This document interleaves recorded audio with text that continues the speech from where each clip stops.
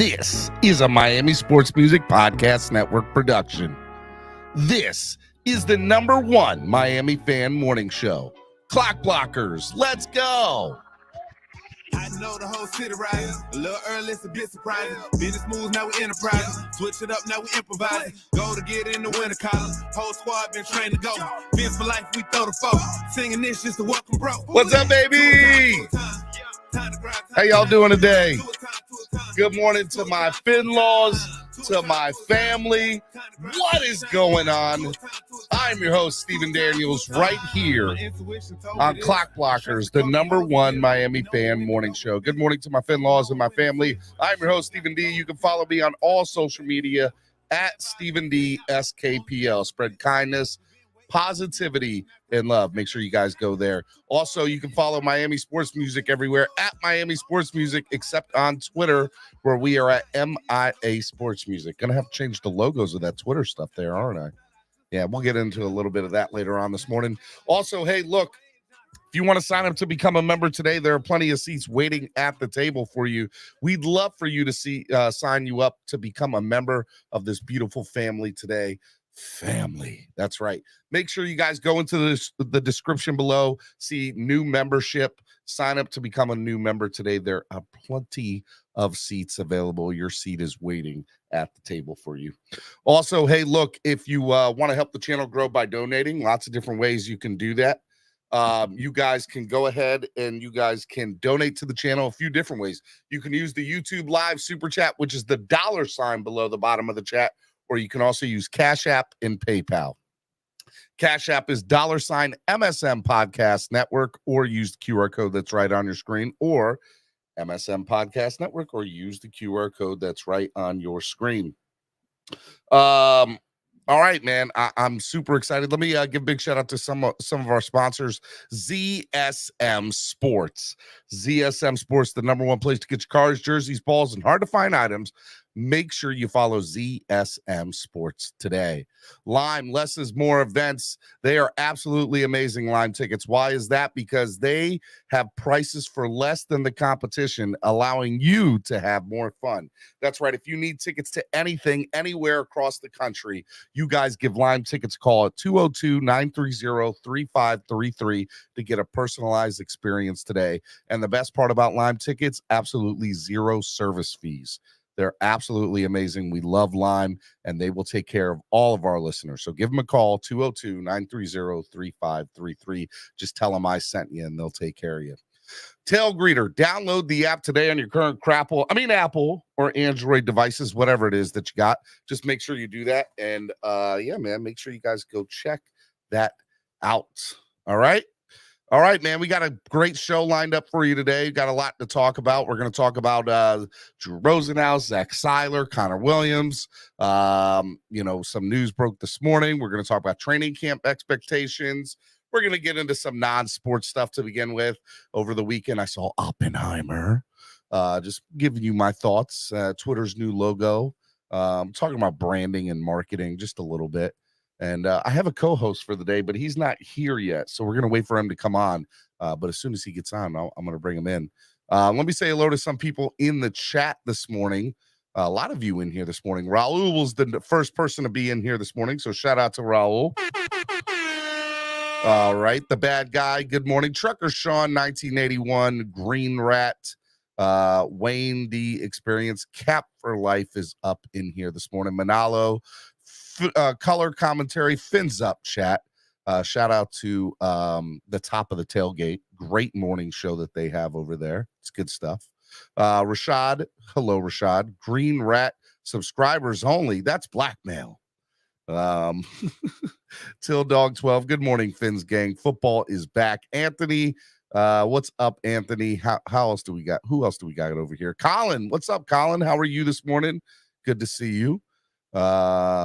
Chef Zhu, OG, triple OG, Chef Zhu is in the building. What's up, Chef? How are you, man? Excited to see you. Who else I got up in here this morning? My God, Crazy Dolphin. What's up? Fins up. Stephen D and the Miami Dolphins fans worldwide, #1 in the NFL. I agree. Fins up. Wolfpack 100 champion, #1. I like all the little emojis there. There we go. Let's see who else we got up in here this morning. Ritter, what's up, Ritter? Naheem Himes, Bills backup running back, out for the season per Tom Pelissaro. We're going to talk about that. Madden curse already sinking its teeth into that team, huh? That's what you got from that. Cap for Life says Elon Musk said that bird logo. You're right about that, man. 100%. All right. I think that's all we got this morning. What's up, man? How y'all doing? How was y'all's weekend? I hope y'all enjoyed it. It was a great weekend for me. I see El Cap in the building. What's up, Finn's Tailgate channel, El Capitan. Yeah, man. So this weekend, Saturday, Friday, let me tell y'all a little story about what happened to me over the weekend. So Friday, I get off the show, having a great show. And I take my son to go get a haircut. Okay. Take my son to go get a haircut. And there's a new cigar store next. It's actually it says cigars and smoke shop next to my son's barbershop. By the way, it's a kid's barbershop. It's called Cookie Cutters. Swear to you. But the lady who's been doing my son's hair, like my wife only trusts her to do my son's hair for some reason. So we've been going to her. She's been to like 3 different places over like the 9 years my son has been alive. This is pretty much the only person my wife trusts to cut his hair. Anyways, I go to take my son to go get his haircut. I go to the cigar shop next door. And it's brand new. It just opened like within the last week. And, you know, I smoke some cigars here and there. I haven't done it in a very, very long time. But, you know, I just went in to look. And so they had everything in there. They had edibles. They had hookah stuff. They had all of it, right? It's a regular smoke shop, okay? There's probably dozens of them down in South Florida. Hundreds of them. Forget dozens of them. So I walk in. And in the little display case, they have like the THC chocolate. Okay. And it had a Wonka bar and a THC on it. And they had different flavors for the Wonka bar. And I was like, oh, that's pretty cool. Didn't even think anything of it. Just said, oh, man, that's cool. Person goes, do you want to try a piece? I'm a big guy. I can't resist chocolate. Didn't think anything of it. I'm like, yeah, I'll take he's like, take 2 pieces. I'm like, no, I'll just take 1. We're talking the size of my thumb, my fingernail of my thumb. So I take it and didn't think anything of it. Okay. So it's supposed to be my son and my eyes night out. Like we're going to hang out. All right. So I take this little piece of chocolate. I eat it. We're talking the size of my fingernail. And I feel like I'm good. All right. So I go on about the evening. So we leave after he gets his haircut. He's looking fly. We go to, it's like, whatchamacallit. It's called White Marsh where I live at, but it's like a nice little outdoor shopping space. And they got food and they do live music on Friday and Saturday night. So we go to this taco place at the open area where the music is. And it was like an hour wait. So we wait, you know, we're just sitting there listening. I'm not doing anything. He's having a good time. We're talking, we're chilling. And we go in to get tacos and we're starting to eat. And this is another 45 minutes. And all of a sudden, I'm looking out to the music and I realize I'm zoned out. Like something's not right here. Like something's not good. So I'm pretty sure I was high. Like, didn't even think anything of it. Was not like with my 9-year-old son. I'm like, oh yeah, I'm a great parent right now. So yeah. So I texted my wife. I said, hey, you're going to be really mad at me, but I'm pretty sure I'm high right now and I cannot drive and I'm zoned out and I need you to come here and like take care of me and come take it and get us home. So get an Uber, come here. We're like 20 minutes away from where we live. So yeah, she got an Uber with my 7-year-old daughter and it's like 9 o'clock at night or 8:30 at night. They're in bed. They're on the couch having a girls' night to themselves. Well, I ruined that, and they came, and she was not happy. She was not happy. Mrs. Daniels was not happy with me. Okay. Didn't even realize, like, it was so innocent. Like, I was like, oh, I'll try this piece. It'll be nothing. Didn't think of nothing. Didn't think of anything to it. Yeah. You know how they tell you do not take candy from strangers? I'm just saying, don't do it. It's a real thing. That's real advice in life. You do not need to do it. Said the edibles will get you. Steven had to call the old lady for backup. Yo, no lie. I'm telling you though, it was the size of my fingernail. That's it. That's how big this piece of chocolate was. Nothing else to it. So yeah, that's how my weekend started. And the next day my wife and I had date night. Let's just say we knew what the topic of conversation was, about how to be a responsible parent and a responsible adult, and how I did not do the thing on Friday night. Clemente said, Steven, you are a lightweight. Guys, I promise you, like, I don't smoke. I've taken a few edibles here and there, and that's about it. Like, I'm not a big, yeah, you're right. I am a lightweight when it comes to this stuff. I don't even really drink like that. Ask anybody who's around me. I am high on life. Okay. But I do dabble in some edibles here and there. And yeah, it got the best of me. Didn't even think about it. Green Rat says, at least you called. That's what I said. She didn't think so. No lie, Steven. All the years, everything I've done is a brownie. Wrecked me more than anything. Oh man. Live your life, fam. I agree. Did you Google how to be a responsible adult, Steven? It'll show up on your search history. I did not Google how to be a responsible adult. I thought I was being a responsible adult by calling my wife and doing the right thing. Now, did I at least sleep good? Well, I actually, believe it or not, felt like I was high for like the next 12 hours. Like, I went to bed, had a night's sleep, woke up, I still felt a little woozy. That means you got to keep doing it, Andre said. Yeah, well, I'm not doing it anytime soon because my wife was not happy with me. So, but yes, that's a little story time with me from this weekend. So the next night we go out, my wife and I'll talk about Oppenheimer a little bit for you movie fans in here, because those of you listening to the morning show, I'm a big movie guy. I used to work for a movie theater, used to do movie reviews, stuff like that. So Oppenheimer came out this weekend, and what a amazing piece of cinematography is the best way for me to put it. No spoilers here. I will tell you, maybe the problem, Steven, was he didn't take enough. I mean, maybe that could have been it. You're right about that. So that drinking show out the window for your birthday, huh? I don't know. I haven't. The goal was to tell my wife that some of you requested for me to do a drinking show for my birthday. I don't know if that's a good thing after what I just put her through. That's not a responsible adult, Trucker Sean. Okay, not a responsible approach. Anyways, what was your favorite 15 minutes of the movie? In the trenches. Look, there was points in the movie where it definitely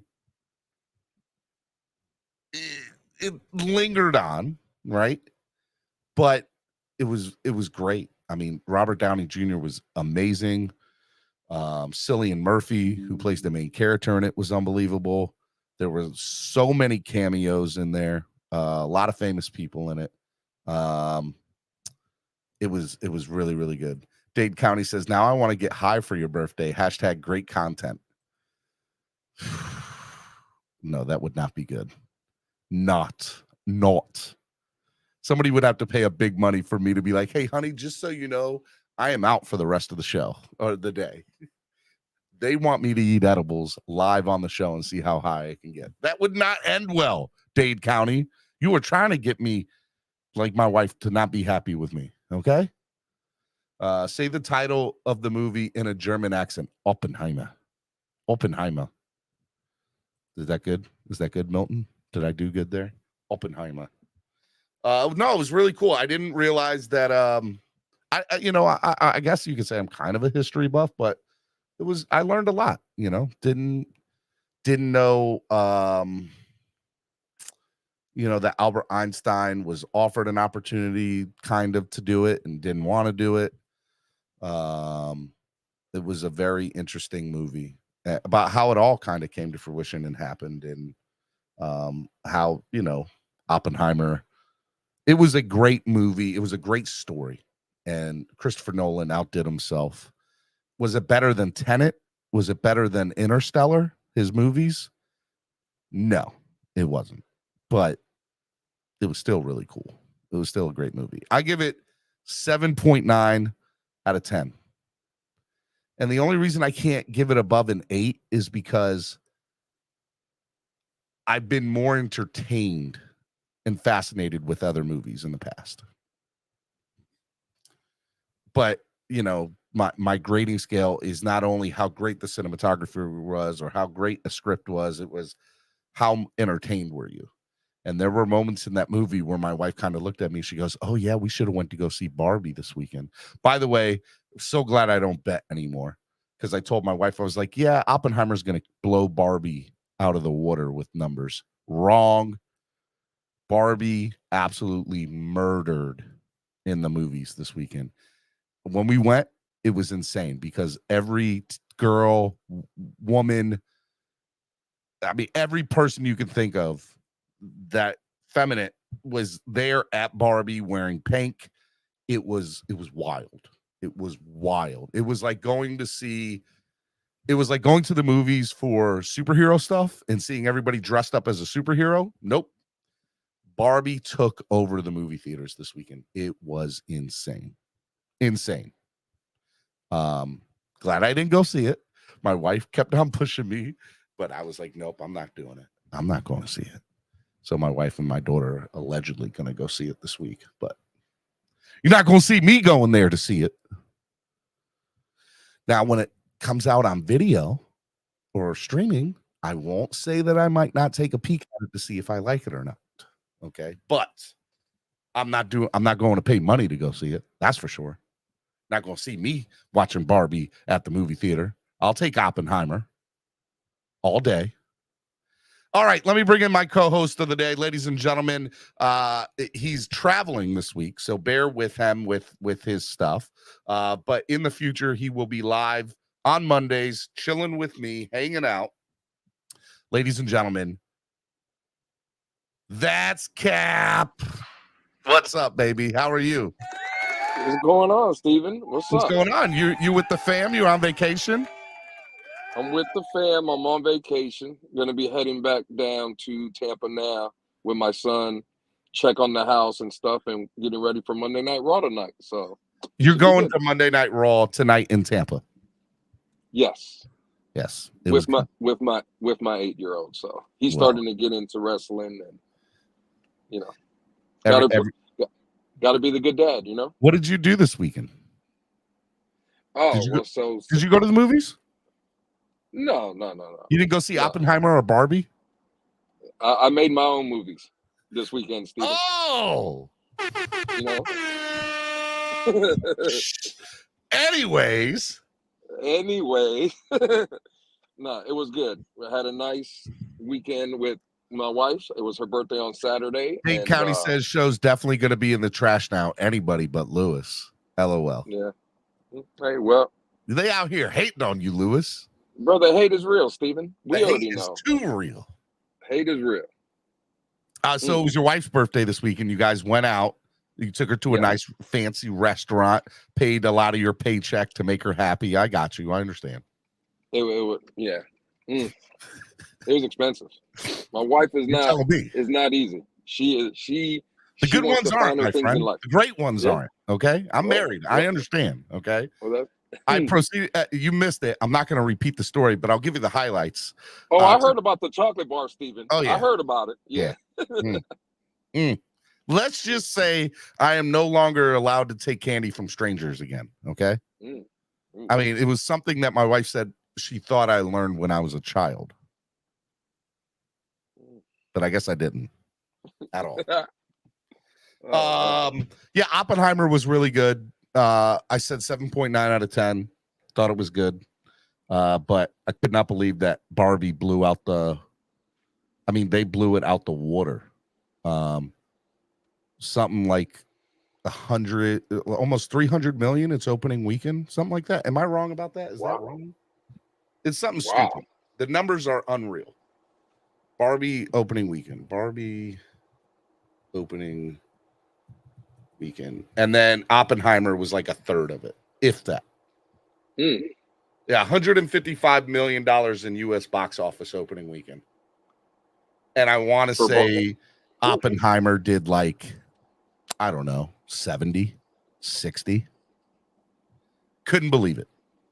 And I told my wife, I'm like, nobody's going to beat Oppenheimer. It's going to be the movie of the year. Wrong. Glad I don't bet no more, because I definitely would have wrong. Yep. All right. So 164 million for Barbie, 82 million for Oppenheimer. Fourth biggest box office weekend in the history of the movies ever. damn. Ever. So don't let me hear that movies are dying, bro. They definitely won this weekend. They definitely flexed. Fourth biggest box office weekend ever.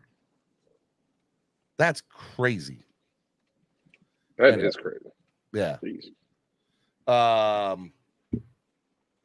All right, let's get into some of the other stuff. Twitter rebranding. That they're an X now. They're not a bird anymore, Lewis. They got rid of the bird.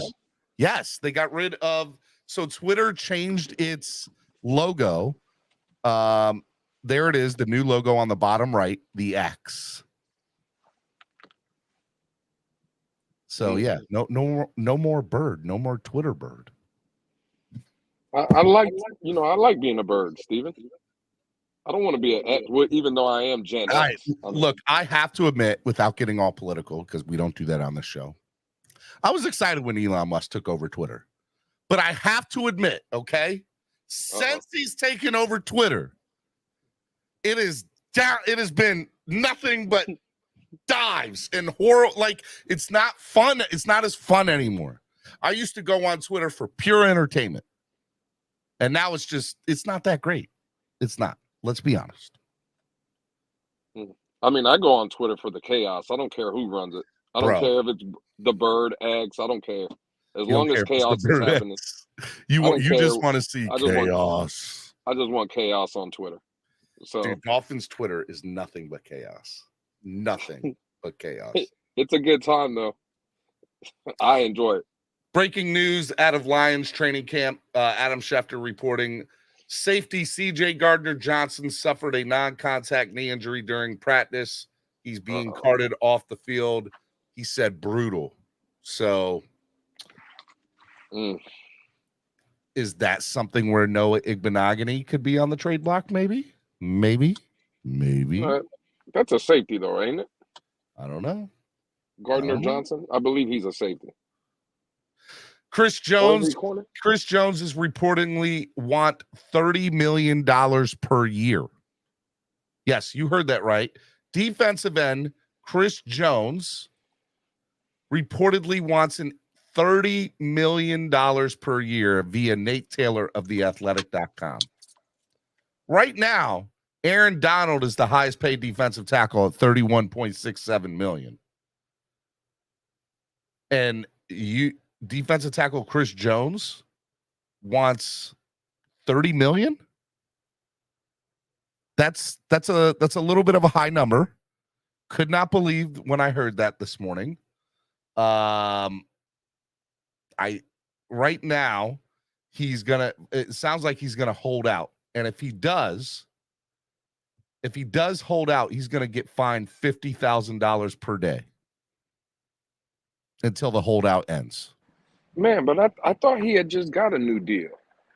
Like 2 years ago. I thought he signed a new deal. And now he's holding out for another one?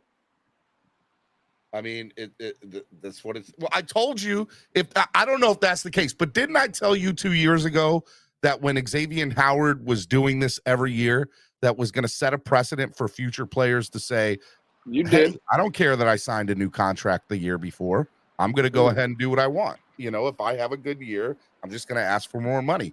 I said, look, I'm glad that the Dolphins wanted to work with him from the simple fact that there was loyalty between X and the Dolphins, right?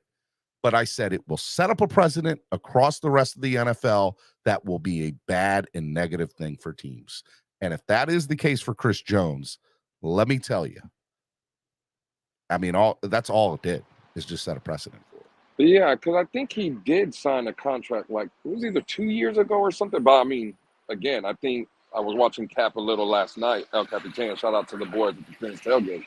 But I think he's coming off a 15 and a half sack season. So if that's the case, I No, can see so you Chris asking Jones for signed more a money. four-year, $80 million contract in 2020. Okay, so yeah, 3 years ago. Yep. So this is the last year of his contract. So that's So why he's it asking wasn't for the more year money. before. It wasn't the year.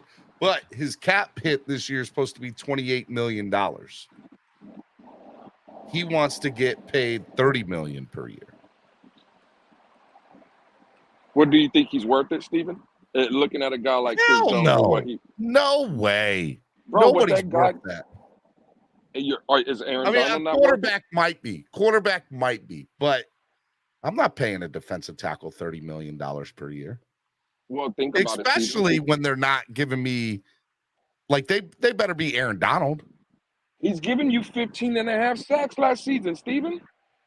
Chris He gave Jones. you 15 and a half last year. If I'm again, I was a little bit tipsy last night, sorry. But listening to Cap and them boys last night, I think it was 15 and a half sacks last season. 2022 was 15 and a half sacks. All right. And what was Aaron Donald's?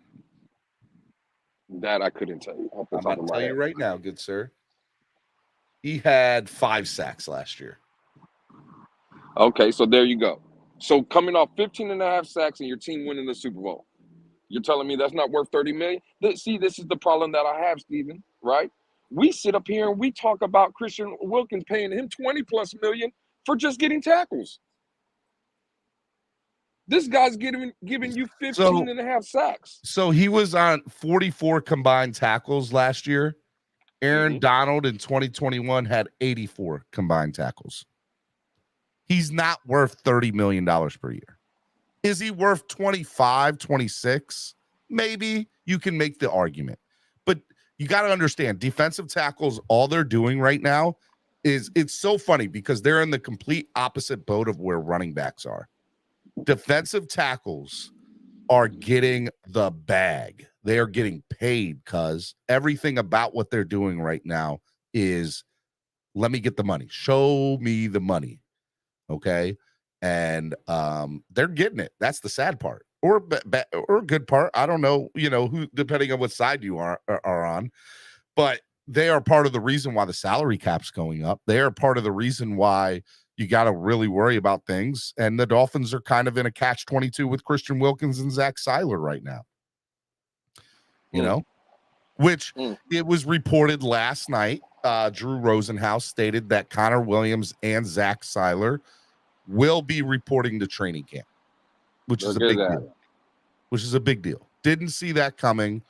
Definitely thought Connor was going to hold out till he got a new deal because that's what he told us. Or at least that's what what we kind of got from him. Whether it was verbatim or not is one thing, but it was basically deemed to us that he was going to hold out until he got a new deal. And Sieler, I didn't think was going to hold out per se, but I knew because he was Rosenhaus was his representation that he's got to be, on the short list of a potential holdout. So for Rosenhaus to get up and say Connor Williams and whatchamacallit and Sieler that they're coming in, that if I'm correct, I don't think there'll be any holdouts for the Dolphins, which is great, which is amazing. Absolutely, it's great. But yeah, I think we all kind of knew that. It's one thing is to say you're going to hold out. Another thing is to get fined 50 to 75 grand every day you miss. What you're starting to see, and this is what I've been trying to tell people that have been worried about Connor Williams not showing up or Sieler or whoever. Bro, no one's giving up money like that. There's only I mean, a handful of guys I would say that have sat out. Look at Le'Veon Bell. And look, you're the one that told me the other day, Steven, that Le'Veon Bell, I guess, wrote something or came out in a statement and saying the worst thing he ever did, one of his biggest regrets, was holding out. So I think players that say that, they're trying to put pressure on the organizations, but I think, the organizations are starting to get, kind of hip to the game. Like, okay, if you're willing to sit out, then sit out. I'll keep your money. But teams have always been doing that for decades, Lewis. That's nothing new. I mean, for the most part, you got to look at where teams have been for, contract negotiations since the early 2000s, right? And, a couple things we realized. Number one, contracts have gone up and up in the last 10 years, 15 years, right? So, we kind of take a look around and we say, okay, well, what are some of the highest positions getting paid? Well, quarterback will always be the highest position, right? That's a given. Absolutely. Yep. But for some reason, defensive tackles and offensive, the trenches, offense and defensive side, tend to be the second highest paid. Is that a thing that's probably accurate? I mean, blindside tackles definitely are, I would probably say, the second highest paid people on the team, or at least should be if they're good. And defensive linemen getting paid $30 million, $22 million, $25 million. I remember when quarterbacks were getting paid $20 to $30 million per year, and that was outrageous. Now we're paying defensive tackles that. That's crazy, Lewis. I mean, just insane. It's crazy, but the guys that are getting paid, Steven, this is where it always comes back to Christian Wilkins. Those guys are giving you 6 to 7 to 8, 9, 10 sacks a season. And that's why Christian Wilkins, that's why, people like me or the guys that are on this side of the fence, we don't believe Christian Wilkins is a $20+ million guy, because we can go down the list. The guys that are just getting those kind of bags, those guys are getting you sacks. Breaking news: Kansas City Chiefs wide receiver Kadarius Toney has suffered a knee injury on Sunday and has not been spotted on the field on Monday, trying to get more information. Well, if they have an extended injury at wide receiver, Cedric Wilson, dialing up the phone for Cedric Wilson. These are the things that, look, it sucks. I don't want it like the news this morning about Nyheim Hines suffering a significant knee injury and then being carted off the field, and he's expected to miss the 2023 season. I hate Buffalo, but I don't want to see these guys ruin their careers on injuries. But they happen every preseason and every training camp. It happens, right? Like this is nothing new. And having guys like Noah Igbenogany or Cedric Wilson or Raheem Mostert, and then having people that are available in free agency or whatever, it gives us opportunities to trade some of these guys and create more cap room and create opportunities for other players that are on the roster. And so, do I think Noah should automatically be in you already know how I feel about Noah, but if I could trade and get something for him, I do it all day. I don't care if it's for a bag of chips. Don't care. When it comes to Cedric, if I can find a way to get $7 million back in added, salary cap, oh my God. I mean, if Kadarius Toney is any sort of hurt, I am on the phone with Kansas City saying, do you guys want Cedric Wilson? What do you guys want to give us for him? A 7th round pick? Great. We'll take it. Let's go. We'll be more than happy to give up Cedric Wilson for a 7th round pick. Give me the $7 million. That's all I care about. Yeah, but I think Miami's going to have to. I think Miami would have to swallow a little bit of that money, though. I don't think they're going to pick up. Give us the 7th round pick in 2025's draft and eat the salary for this year, and we're good. And we're good. Or we'll give you a 5th round pick in 2026. You can keep on going up just at a later draft. There's nothing to stop teams from trading out years advanced picks. You don't have to trade this year's pick. You can trade 2024's or 2025's or 2026's picks. And why not use 2026 as a potential? If I can get rid of my 2026 5th round pick and that way I don't have to eat any of the money for Cedric, I'm doing it, because that gives Kansas City a 5th-round pick in 3 years from now, but they can use that in the trade for somebody in the future too. They can use that as an asset.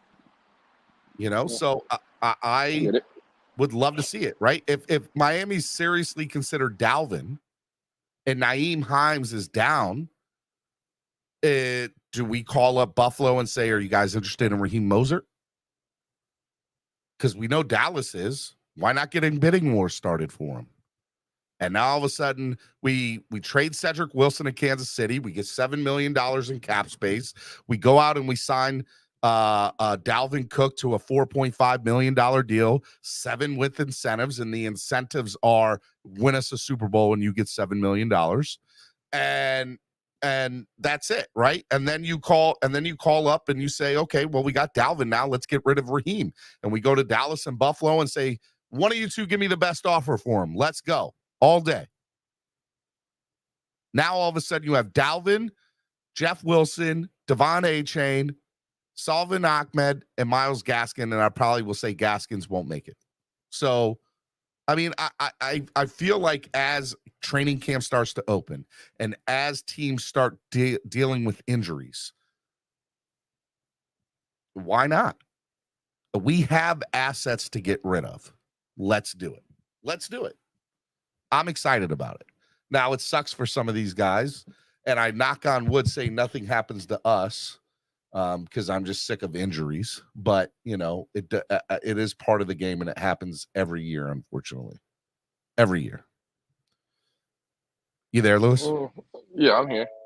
I mean, yeah, listen, I guess I'm not getting rid of Cedric Wilson for a 2026 5th or 6th, 7th round pick. I'm not doing it.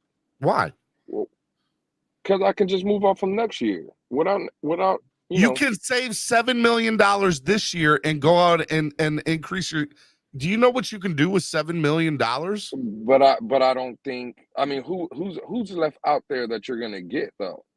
I mean, we already got the $4.5 million offer for Dalvin Cook already. Like that $7 million that we're getting is not gonna. What they're gonna do to the offer already anyway? Like we don't need. So as of million. This moment, we currently have $13.4 million in cap space. Right. So you trade Cedric, that's an additional 7. That puts us at $20 million in cap space.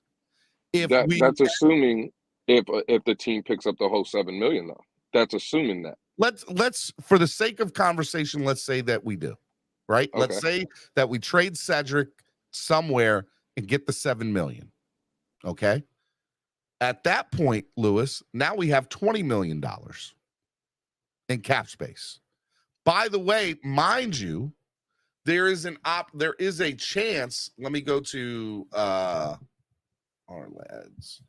If I'm correct, Keon Crossan saves us $2 to $3 million if we cut him as a cap casualty. Okay. So now all of a sudden we got $23 million in cap space. Well, 4.5 goes to Dalvin. Great, awesome, amazing, super excited about it. Thank you. And now that leaves me with, what do I do at the running back situation? If I get Dalvin at 4.5, do I really need Raheem Mostert? Probably not. Raheem Mostert is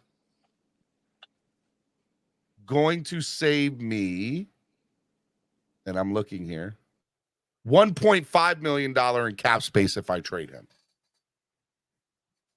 So now all of a sudden that 1.5, that 4.5 million that I paid to whatchamacallit is really 3.5 because I just canceled out the salary of Raheem because I traded him to Dallas. Got whatever I could get for him. And we still are at $19 to $18 million in cap space. And we can go out and get Dalton Risner. We can go out and get DJ Fluker on a veteran minimum. And we're still at $15+ million. Okay, let's just sit tight. Let's see if any training camp cuts happen, cap casualties happen. Oh, you got cut, offensive lineman? Great, we'll pick you up. $3 million, $2 million, whatever. Mind you, all we need to have come week 1 is anywhere from 12 to 13 million in salary cap availability throughout the season. And then come week 9, when we are 1 or 2 losses only, come week 9, and we're sitting in first place in the AFC East, and we're cruising and boogieing along on the highway that is this highway to the Super Bowl, Lewis, we give a call to this guy named Ndamukong Suh in week 9, and we say, hey, man, hey, buddy, pal, I know you played here before. But I don't know what you're doing for the rest of the year. But if you'd like to come play defensive tackle here for the rest of the football season and get and take us to a Super Bowl, we're here. We're here.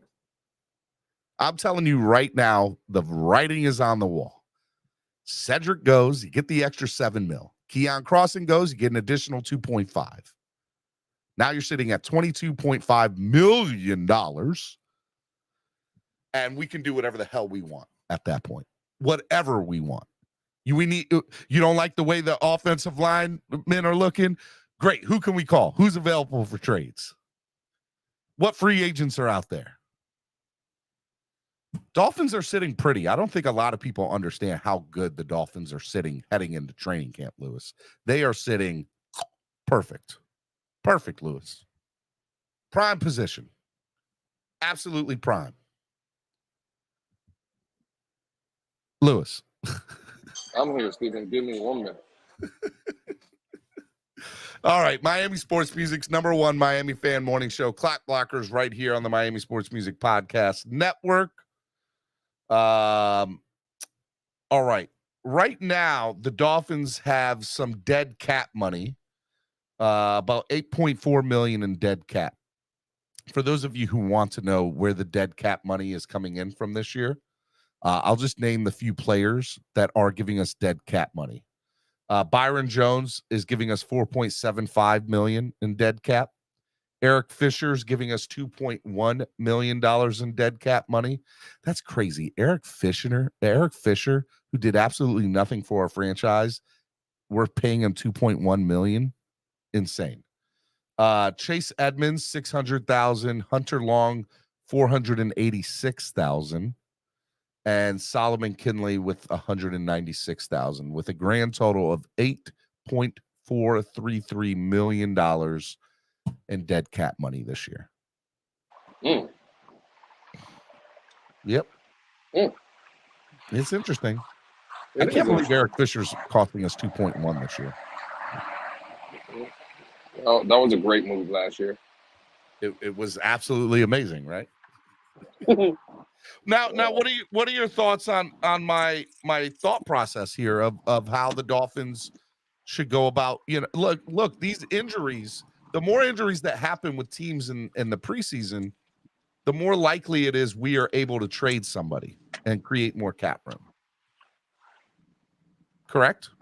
Yeah, absolutely. We got to be one of the teams that every GM is looking at, saying, hey, look, we can go ahead and be able to make a move here with them.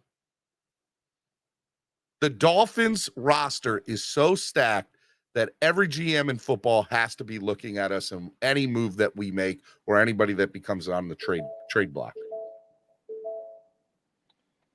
I mean, I agree, but I don't think, again, I don't think I move off of Cedric Wilson unless someone comes calling and to play your game. If they're gonna, why are you so? Does that $7 million not matter to you, Lewis? It does not. I don't think there's a big time free agent that's available right now. I think we still have money. I think even with the $4.5 million that we offered Dalvin, let's say he was going to take that. I think with the 13 point something million, I think you can still go get a Dalton Reisner for that kind of money. And with the Keon Crossens of the world, that I'm probably going to get cut, multiple other guys that are going to get cut. I don't think you have to get rid of Cedric. I really don't. And God forbid, knocking on wood, let's say there is an injury to one of your big time guys, Water or Hill. And again, I'm knocking on wood. But then where do we go? I'm not trying to move off of Cedric Wilson like everybody else is this year. I'm not. I don't think, for me, I'm keeping Cedric on this team. I could just move off him next year, if anything. Now, if a team came and said, hey, I got a 4th round pick for you this year, or a 5th round, if someone got desperate like that, then yes, absolutely. But to move off Cedric Wilson just to get off $7 million for a 2026 pick. Lewis, let's break this down. Cedric Okay. Wilson, according to Spotrac, has the 39th highest wide receiver salary in all of the NFL. In all of the NFL. So let's say there are some teams that will keep 6. There's some teams that'll keep 5. Let's say 5 times 30 is 150. So he is in the top third and even probably higher than that salaries for wide receivers in the NFL. Mind you this. Let's look at some of the people who have his similar salary and where do they see? We'll go with Robert Woods and Jamar Chase. Okay. Jamar Chase's numbers last year were, and I'm looking it up, bear with me.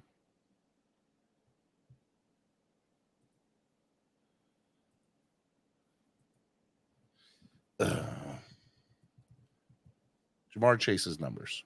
Jamar Chase had 1,000 yards, 9 touchdowns last year. He had 1,400 yards the year before that and 13 touchdowns. Okay?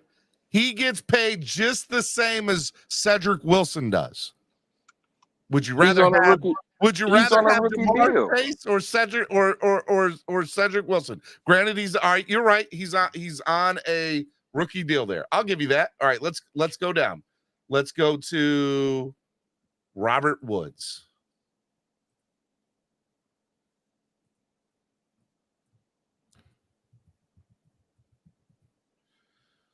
Robert Woods with the Titans last year, 527 yards, 2 touchdowns. Gross. Don't want nothing to do with them. Jalen Waddle is the 40th highest paid receiver in the NFL. We know his numbers are way better than that. Another rookie deal. See, Robert Woods is a great comparison because Robert Woods, but I would argue even Darius with those numbers. Slayton.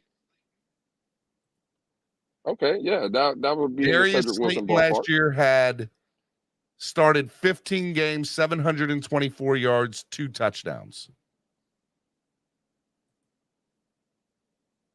Darius Slayton. I'm trying to put a finger on it. Is he on a rookie deal or no? No. Played with the Giants. He's in his actually he might be at the end of his rookie deal. Yeah, I think he's on his rookie deal. See, all these guys that you're mentioning are on rookie deals. And again, I just think Cedric Wilson didn't get the opportunity. No, he's not. Oh, yes, he is. Potential out 2024. Yeah. Yeah. Bro, Cedric Wilson's contract is not that bad. We all love $7 million when we didn't have Tyreek Hill. Oh, no. Darius Slayton signed a 2-year, $12 million contract with the New York Giants. Okay, and that's the same contract that Cedric Wilson got, correct? Very similar, yeah. Yeah, because I think we gave Cedric Wilson $12 million guaranteed. It was like a 3-year, over 24, a 3-year deal. Yeah, but I think the guaranteed money is only $12 million. So this year would be. I think the deal was 3 years, but I think the guaranteed money was like 12.5 million, something like that. Cedric Wilson signed a 3-year, $22 million contract. And how much of that was guaranteed? 12.7. Yeah, see, that's what I'm saying. And Darius Slayton's guaranteed was $5 million. 4.9. I don't know. I'm just not trying to. I'm not looking to move Cedric Wilson unless. No, look, I think the point I was trying to make, and maybe I'm wrong. Just looking, I don't think that I am, but the fact that what were his numbers last year, Cedric Wilson's numbers last year were, is that right? 12 receptions for 136 yards and no touchdowns. You sure you're not looking at Durham Smythe's numbers? No, I'm just kidding. Inside joke. I'm definitely looking at Listen, Cedric Wilson was not productive for us last year. It is kind of concerning he couldn't beat out the likes of Trent Sherfield and River Craycraft.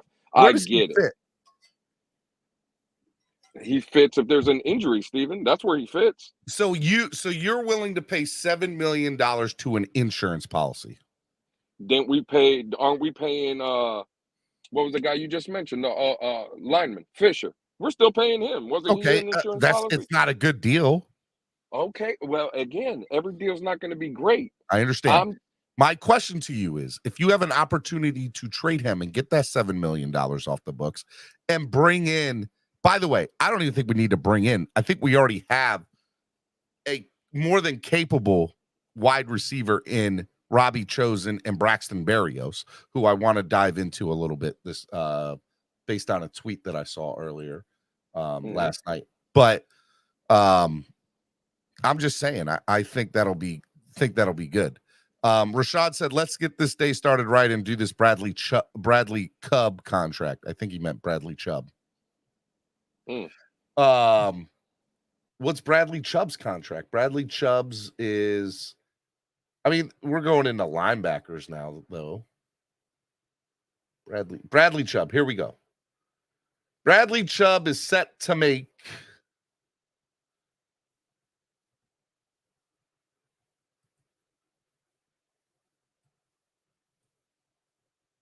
$7.5 million this year.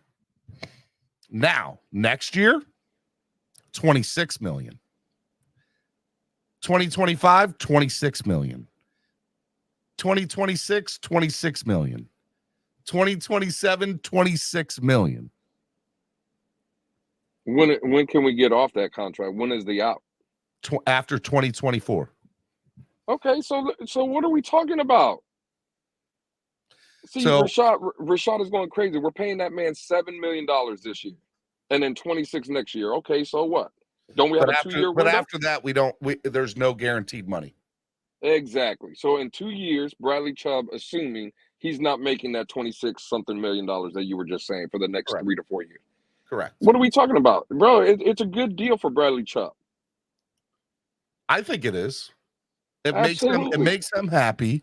It gives us an out that we can and honestly, we can probably renegotiate it next year to make it even more cap friendly, kicking the can down the road. The out is $26 million, to be fair, but that's all we owe him left. I think after this year is $26 million. And we can easily say, hey man, here's what we're going to do.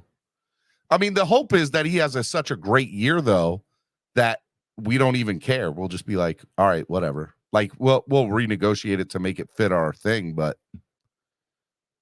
it's not. And that's what you got to pay. You got to pay money for. And again, I'm not trying, because I know Rashad's going to go in an uproar. I'm not saying Bradley Chubb is an elite pass rusher, but that's the position he plays. He's a pass rusher. Those kind of guys make money. So I mean, if Bradley Chubb comes out here and he gets you 11.5 to 12 sacks this year, are we going to be complaining? He had 8 sacks last year. Nothing in 2021, 7.5 in 2020, 1 in 2019, and 12 in 2018. And if I'm correct, 2018 is when Fangio started there, right? Yes. Fangio and then 2019, I think he was injured for 12 games. Yep. And then in 2020, I don't think Fangio was still there. I could be wrong. But to be fair, that was COVID year. So I don't trust any numbers from 2020. I feel like everything was skewed that year. And then 2021, he had no sacks, but he only played in 7 games because he was hurt again. And then last year he played every snap and had 8. So if you're honest with yourself, he's probably an anywhere from 8 to 12 sack guy. And he's going to give you, 40. If you can get 40 plus tackles from him and around 10 sacks, I'm more than happy with Bradley Chubb. Absolutely. 1, give me 40 plus tackles and 10 sacks. That's all I need from you. I'm not asking for much, Bradley. I'm not asking for much. He hit the quarterback 20 times last year, though. And in 2018, which was his best year, he did that 21 times. So he's also great against the run as well. Like he sets the edge very well. I mean, he's a good player, man. he's a complain. really good player. He's a really good player. He's the 5th highest paid at his position, Bradley Chubb. Is that true? I'd be interested to know if that's true. I would love to know the guys in front of him, if that is true. All right, positions. Edge rusher. All right. TJ Watt is number 1. Joey Bosa is number 2. Myles Garrett is number 3. Khalil Mack is number 4. Max Crosby is number 5. Bradley Chubb is number 6. Von Miller is 7. Cam Jordan's 8. Harold Landry's 9. And Alex Highsmith is 10. And by the way, 11, 12, 13th is Emmanuel Ogbah. And by the way, out of all these contracts, Bradley Chubb's one of the youngest guys. TJ Watt's 29, Joey Bosa's 28, Myles Garrett's 28, Khalil Mack's 32, Crosby's 26, Chubb is 27, Von Miller, Cam Jordan 34. You know, he's a good deal. He's still on the, you know, he can still have a crazy great career. He's honestly, though, if you think about it, he's probably in the best position of his career. He's working with a guy who knows him really well. Absolutely. He had the most success with this guy. And by this guy, I'm talking about Vic Fangio. And he's playing with essentially the best roster he's ever played with in his career. 1,000%. So Bradley Chubb, in my opinion, should have a good year. According to average salary per, by the way, so TJ Watt is guaranteed is $80 million. Joey Bosa and Myles Garrett is over $100 million. Khalil Mack's $90 million guaranteed. And Bradley Chubb $63 guaranteed million. Yeah, it's a great deal. Because and again, I could be crazy. I would much rather have Bradley Chubb though than Khalil Mack. Khalil Mack had 1, maybe 2 good seasons, and the man has fell off.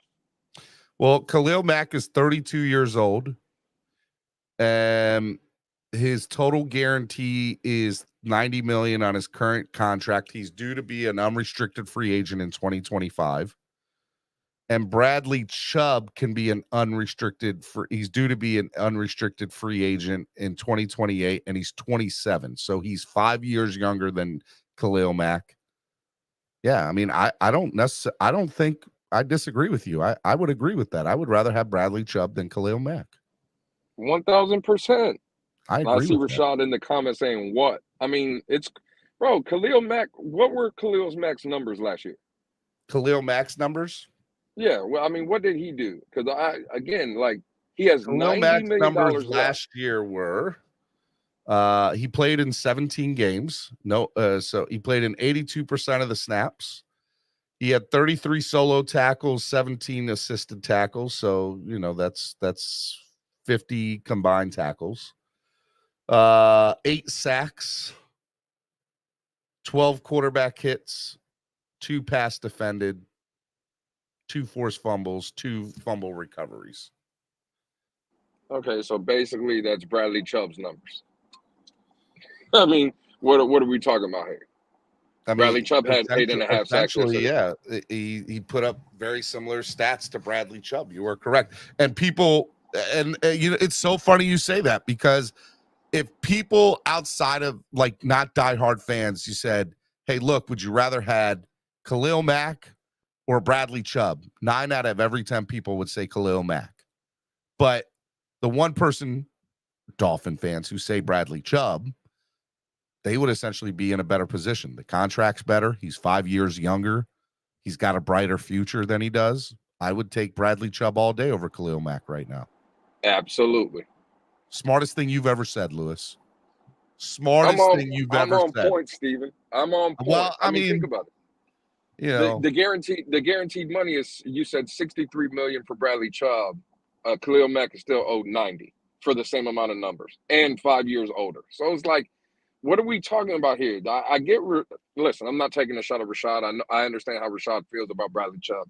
I'm on that wait and see approach. I think Bradley Chubb, you look at the secondary behind him, you look at that defensive line with him, on the opposite side with Jalen Phillips.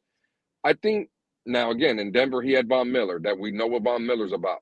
But I do think Bradley Chubb, again, he's great against the run, sets the edge very well. I could easily see Bradley Chubb this season being a double-digit guy. Here's my hot take for Monday, Stephen. I believe both of our edge rushers, Jalen Phillips and Bradley Chubb, are double-digit guys.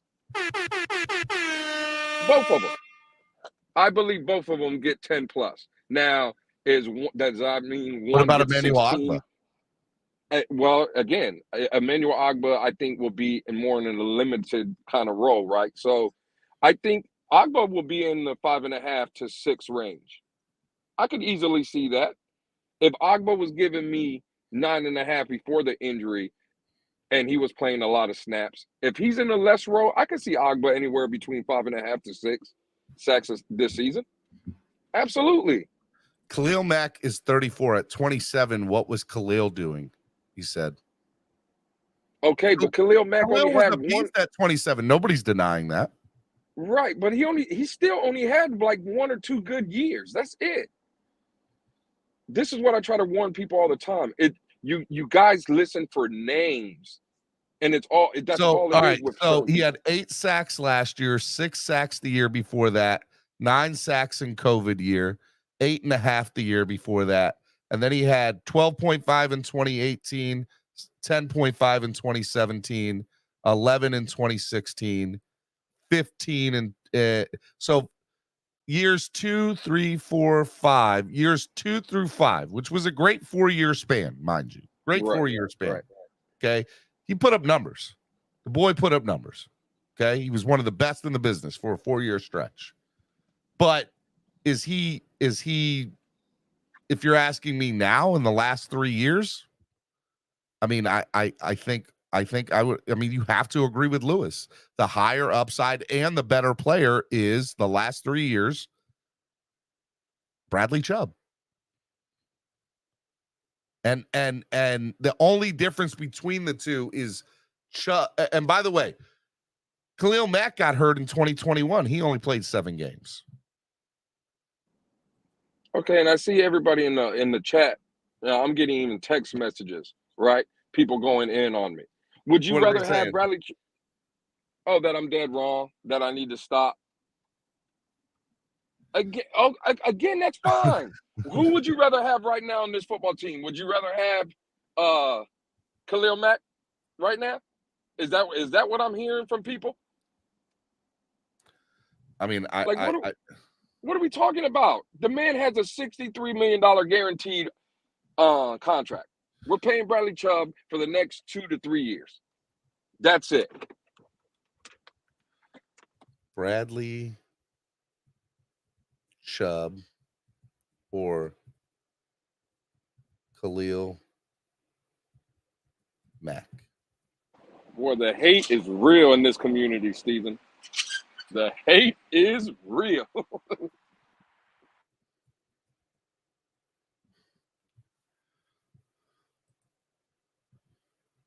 All right, I just put a tweet out. Would you rather have Bradley Chubb or Khalil Mack right now? I think people are going to look it up. I'm very interested to see. All right, Miami Sports Music's #1 Miami fan morning show, Clock Blockers, right here on the Miami Sports Music Podcast Network. Lewis, my new co-host for Mondays, hanging out with me. A couple of other things that I think will be very, very interesting. Actually, before I get going into anything, I do want to give a big shout out to somebody. My man, Jason Sarney, with the launch of his Dolphins Weekly, came out today. If you guys missed it, you guys need to go check it out. It is great stuff. I'm going to drop the link in the chat. He's got pretty much the whole Dolphins community all in one place, and he's going to do it every week. It's absolutely amazing. Go check out Dolphins Weekly. I just put the link in the chat. It's really, really good stuff. So make sure you guys go sign up for it. Check it out. It's really, really good. Way to go, Jason, man. It's good stuff. All right. What I'm going to do right now is I think that a lot of people are obviously disagreeing with you, Lewis, and some of them want to get at you. So what I'm going to do right now is one at a time. I'm just going to drop the link for people to come up and debate you or I. And it sounds like some people definitely want to do that. The link is now in the chat, and I'm going to pin it to the top of the page. There you go. Get on up here. Hit the like let's button. get it. Let's get it. Hit the like button. It is Monday, the last Monday. This is it. Veterans Report this week, and we're up there, man. We are up there. All right, first person up. Lewis's best friend, Rashad. Rashad, be nice, Rashad. Rashad. I see what y'all did there. We went with the oldest guy on that list, and we compared him to Bradley Chubb. Yes, Bradley Chubb has more upside because he's younger. So why are you arguing when that it's makes sense? Exactly. Right, why are you arguing? I'm not arguing with that.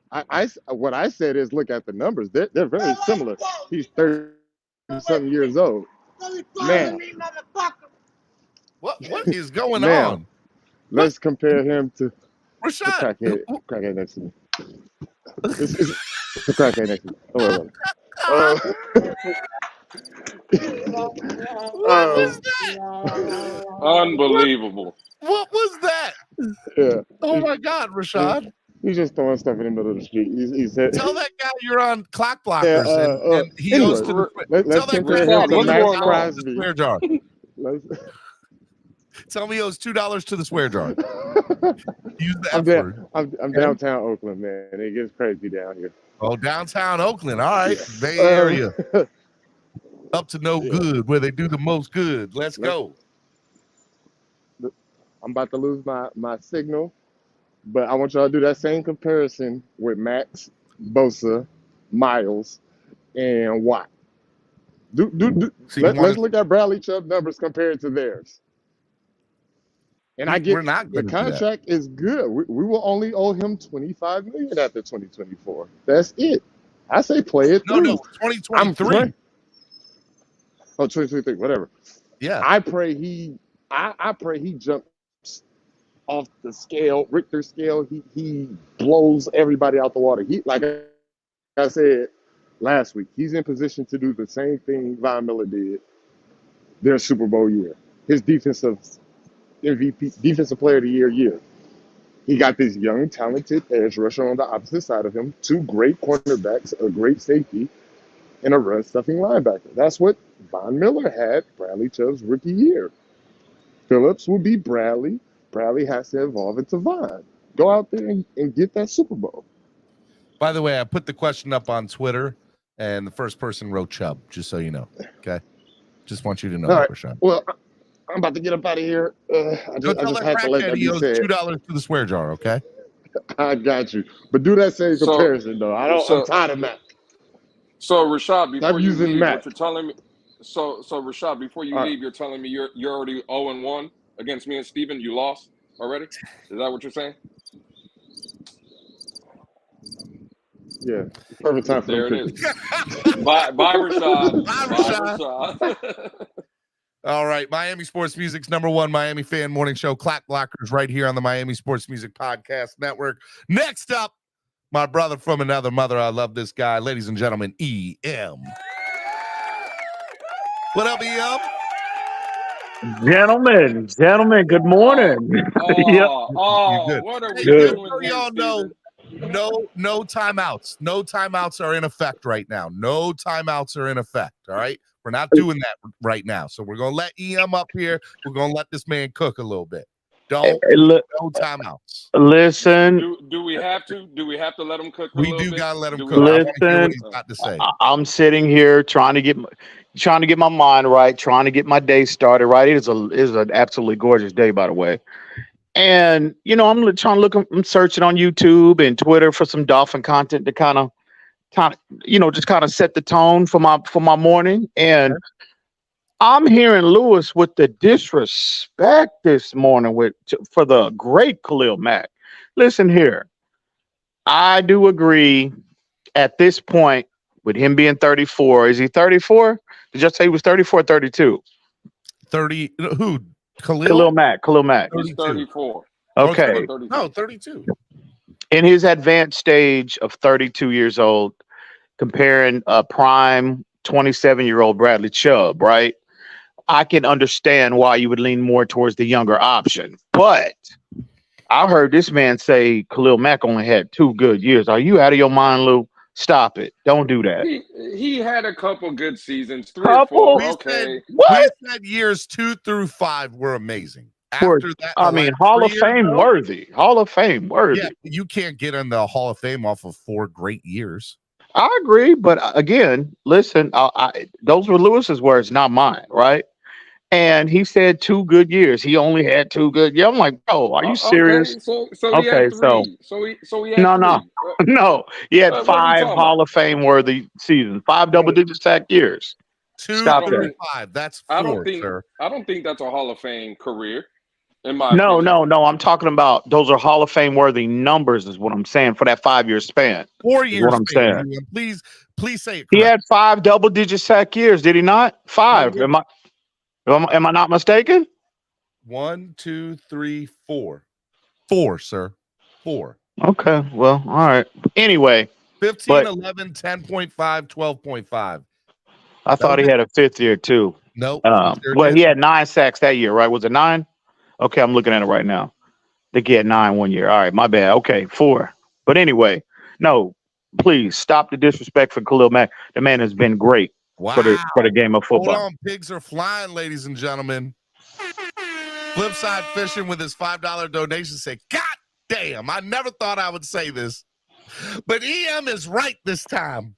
Flipside co-signing for you, man. I ain't trying to hear none of that, goddamn it. No, hell no. It's still on site with that motherfucker. It's still on site, goddamn it. Swear jar. My bad.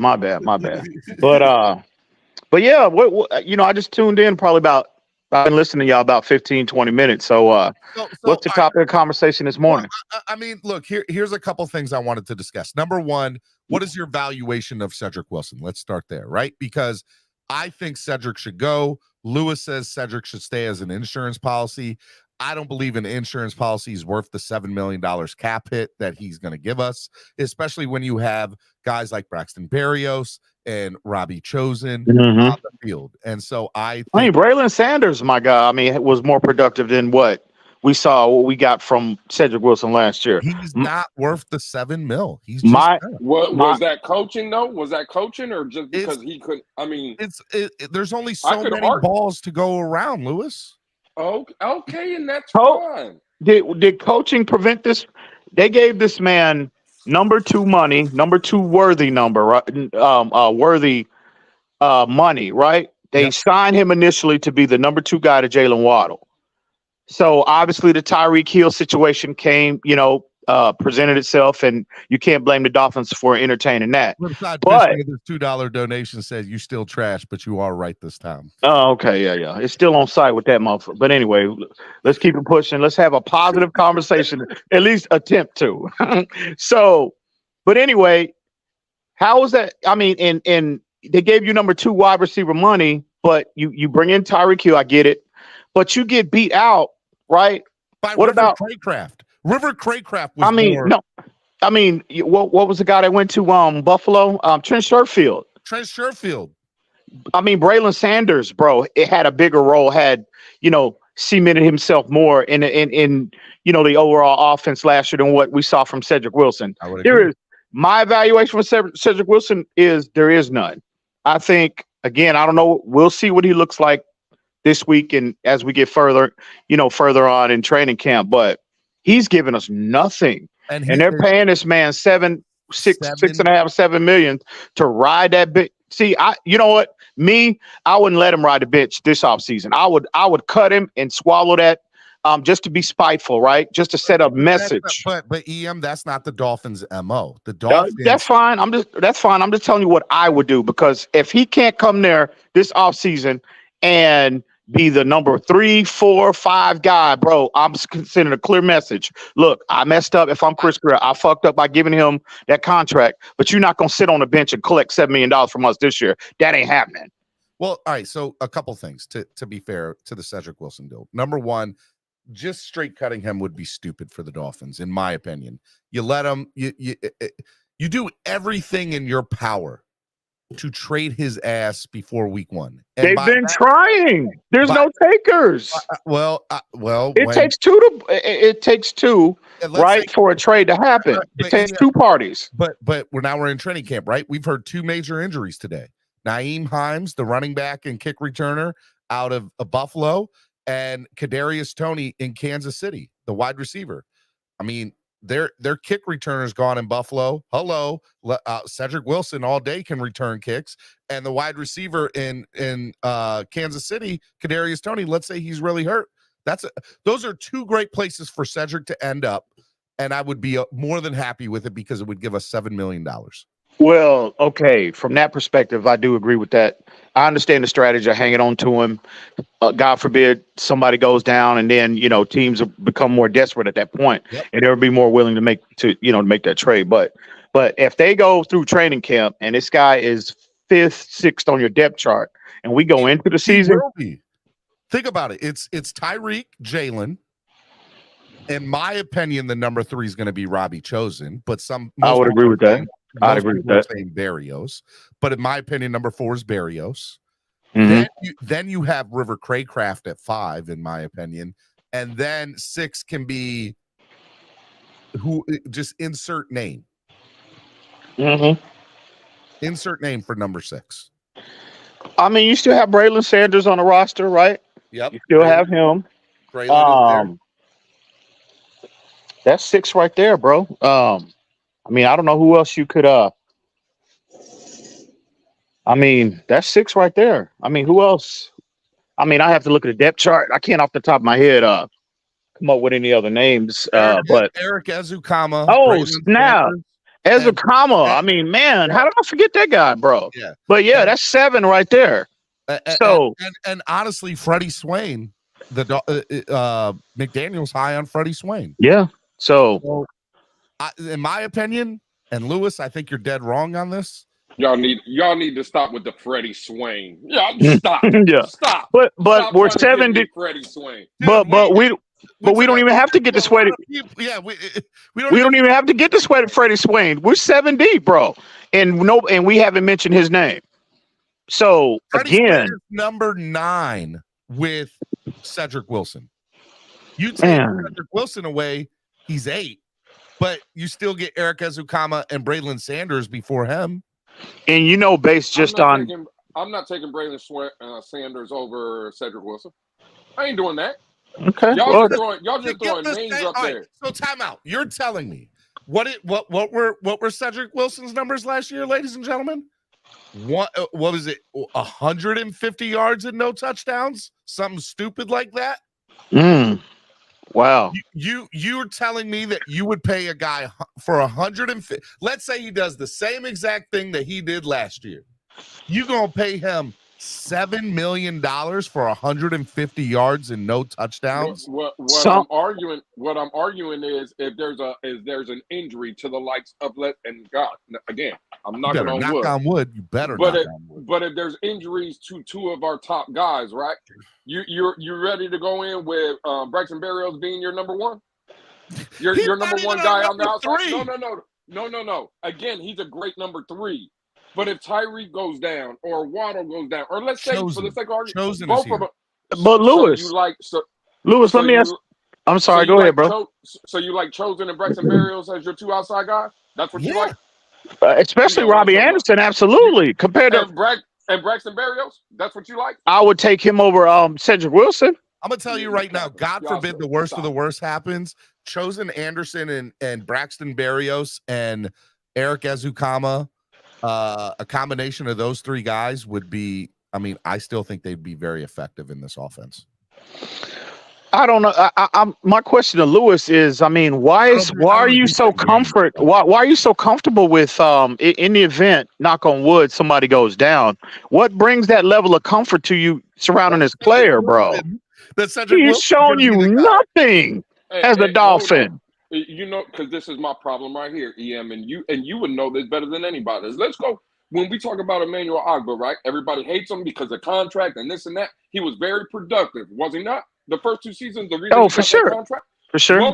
When we signed Cedric Wilson last year, how many times or how many people did you hear saying Cedric Wilson was trash when we signed him? Nobody. Everybody had very high well, I wouldn't say high. I wouldn't say, well, I can only speak for me. I ain't gonna say high. Okay. But did you think it was a bad signing at the time when you signed him? Compared to what we had on the roster at the time of the signing, okay, well, I would have, I wouldn't have given Chris Greer much pushback on bringing him in. Maybe the price tag was a little too expensive, but from a depth standpoint, yeah, I would, I wasn't, I was on board with that. And that's all I'm saying. So why is it now? Okay, he had a bad season for whatever reason. He couldn't get on the field. Coach McDaniel, whatever it was, he just wasn't productive. I'm still not getting rid of him. For what? Before you got up here, EM, Steven was telling me if a team offers a 2026 pick for him. You think I'm letting for what? A pick for 3 years down the road? You don't care about what you get for him. What you care about is getting the $7 million off of the books. I don't believe there's no team that's going to eat the whole $7 million, though, Steven. And I'm telling you right now that is probably an accurate statement. But let some injuries happen to some teams and see if they don't get desperate or not. It happens every year, does it not? Yeah, it does. Teams get desperate every year at the end of training camp. And then on top of that, I mean, when you look at the player, right, and you look at which one is more valuable at this point in time to the organization, that $7 million cap hit or the player, right? I don't think that's up for debate, considering they could use that money to kind of spread around and allocate to other players. So again, man, it was just a bad. Again, as we're having this conversation right now, we could be 3 weeks from now. We could all of a sudden hear the reports coming out, read the reports that are coming out about him having, turning things around and being a completely different player. But as of right now, bro, that's one of the more worst signings of Chris Greer's career, in my opinion. I mean, it's up there with the Darnell Ellerbys. You remember that guy? Mm-hmm. Darnell Ellerbys. I mean, we can put this Cedric Wilson signing up there with some of the worst decisions Chris Greer has ever made. Now, all right. So hold on. Let's. What about Eric Fisher? Hold on. Let's not push him over the edge. What I will say is, EM, they took a gamble on Cedric before the Tyreek Hill situation ever presented itself. And so they gave him all this money to only a couple of weeks later, or however later it was, to realize, oh, snap, we can get Tyreek Hill. And when you have Tyreek Hill and Jalen Waddle on the field, there's only so many passes to go around. But that's not the point, though. He couldn't get on the field. It's not like, okay, in terms of, well, we understand that Tyreek and Waddle are the priorities. We understand that. But this man was healthy scratch, right? Scratches during games during the season. Cedric Wilson, Trent Sherfields, River Craycrafts, Braylon Sanders, all of these guys, right, got more playing time, got more of the snap count than what he did. So I don't, there's only so many balls. I think that's not, the narrative that only so many balls to go around. I don't think that is appropriate. I don't think that's a very good statement to make, Steven, in regards to this player, because he couldn't even get on the field, bro. No, I don't want to hear that about Cedric Wilson. There wasn't enough balls going around. He just could not, on a day-to-day basis, when they lined him up during practice, he could not, outplay the guys that were further down on the depth chart. He couldn't do it. He got beat out. I'm not saying I disagree with you, because the biggest surprise for me all year was in some big key moments and in some big key situations, River Craycraft was on the field before Cedric Wilson was. And by the way, River even produced in some of those situations. So, in my opinion, River Craycraft is much more important to the success of this offense than Cedric Wilson is. I mean, he's showing you nothing. I mean, at this point, absolutely nothing. Nothing. At the time, I was happy with the signing. The day we signed him, I was like, "Oh, I'm excited about this. This could be really good." Yeah, it could be. Yeah. It just didn't work out that way. They bet on the season he had in Dallas that year, and they bet on upside. But sometimes that can be a good or bad thing. It's a double-edged sword. Well, sometimes it works out, sometimes it doesn't. Black just said Cedric Wilson's contract was bad from day one. I don't agree with that per se, but they said Fins overpaid for him is the issue. Wilson was never a 1 or 2 in Dallas. Fins was reaching. Now we see that.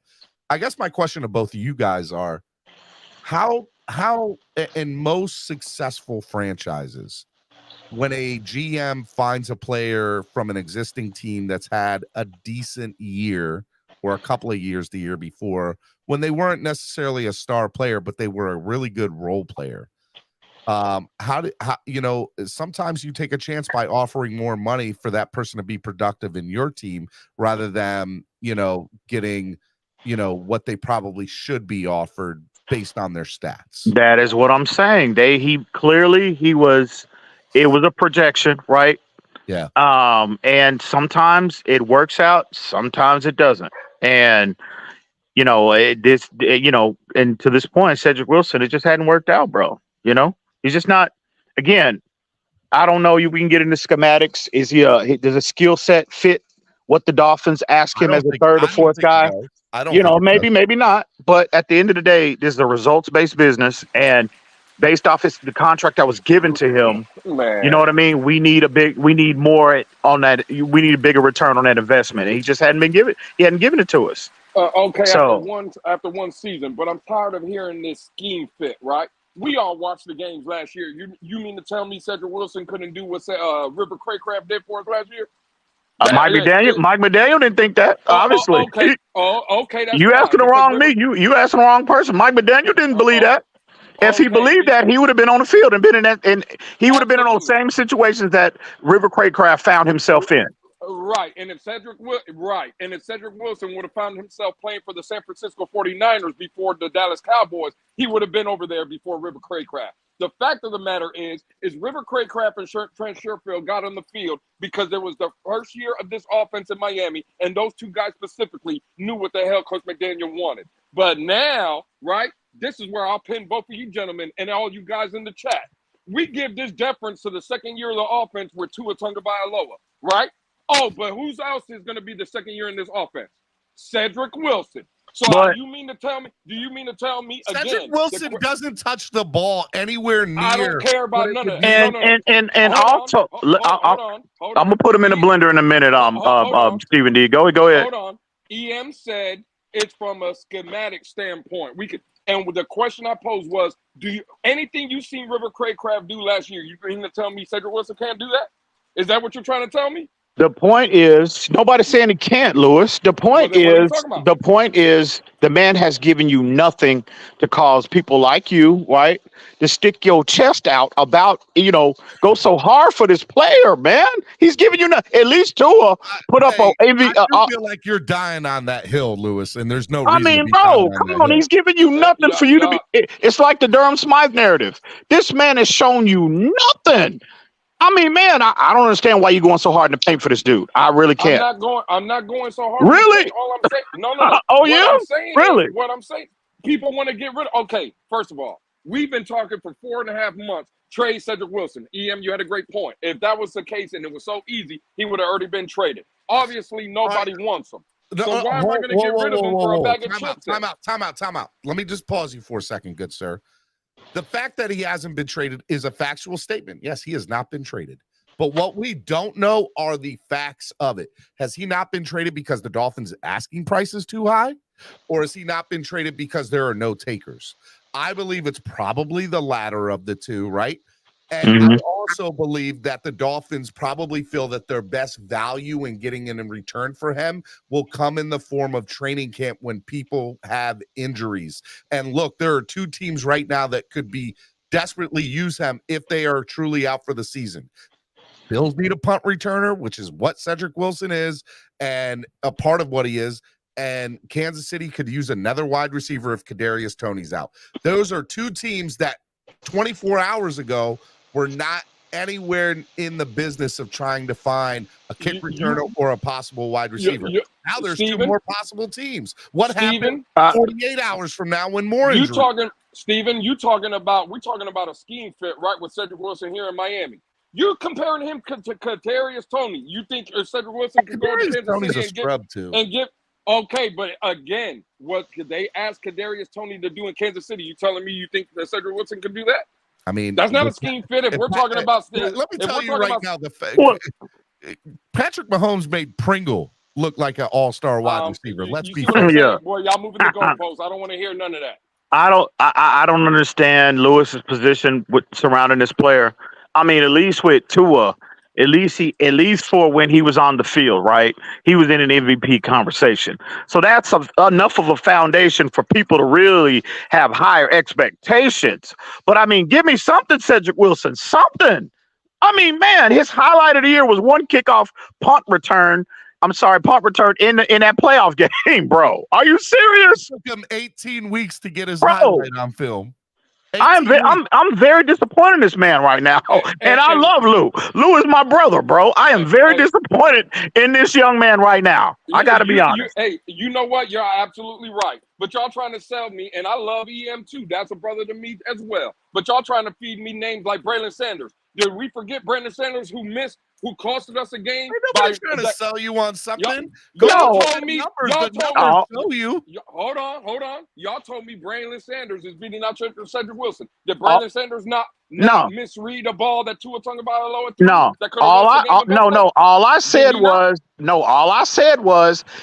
all of these guys going down fifth, sixth on the depth chart had a bigger role and they were on the field more than what Cedric Wilson was. That's all I said. I ain't trying to sell you on Braylon Sanders. I'm just telling you they were asked to do more and they were more productive than what we got out of a $7 million wide receiver sitting his behind on a bench. That's all I said. And by the way, Rashad's point is fair. He ain't been traded because of the contract. Exactly.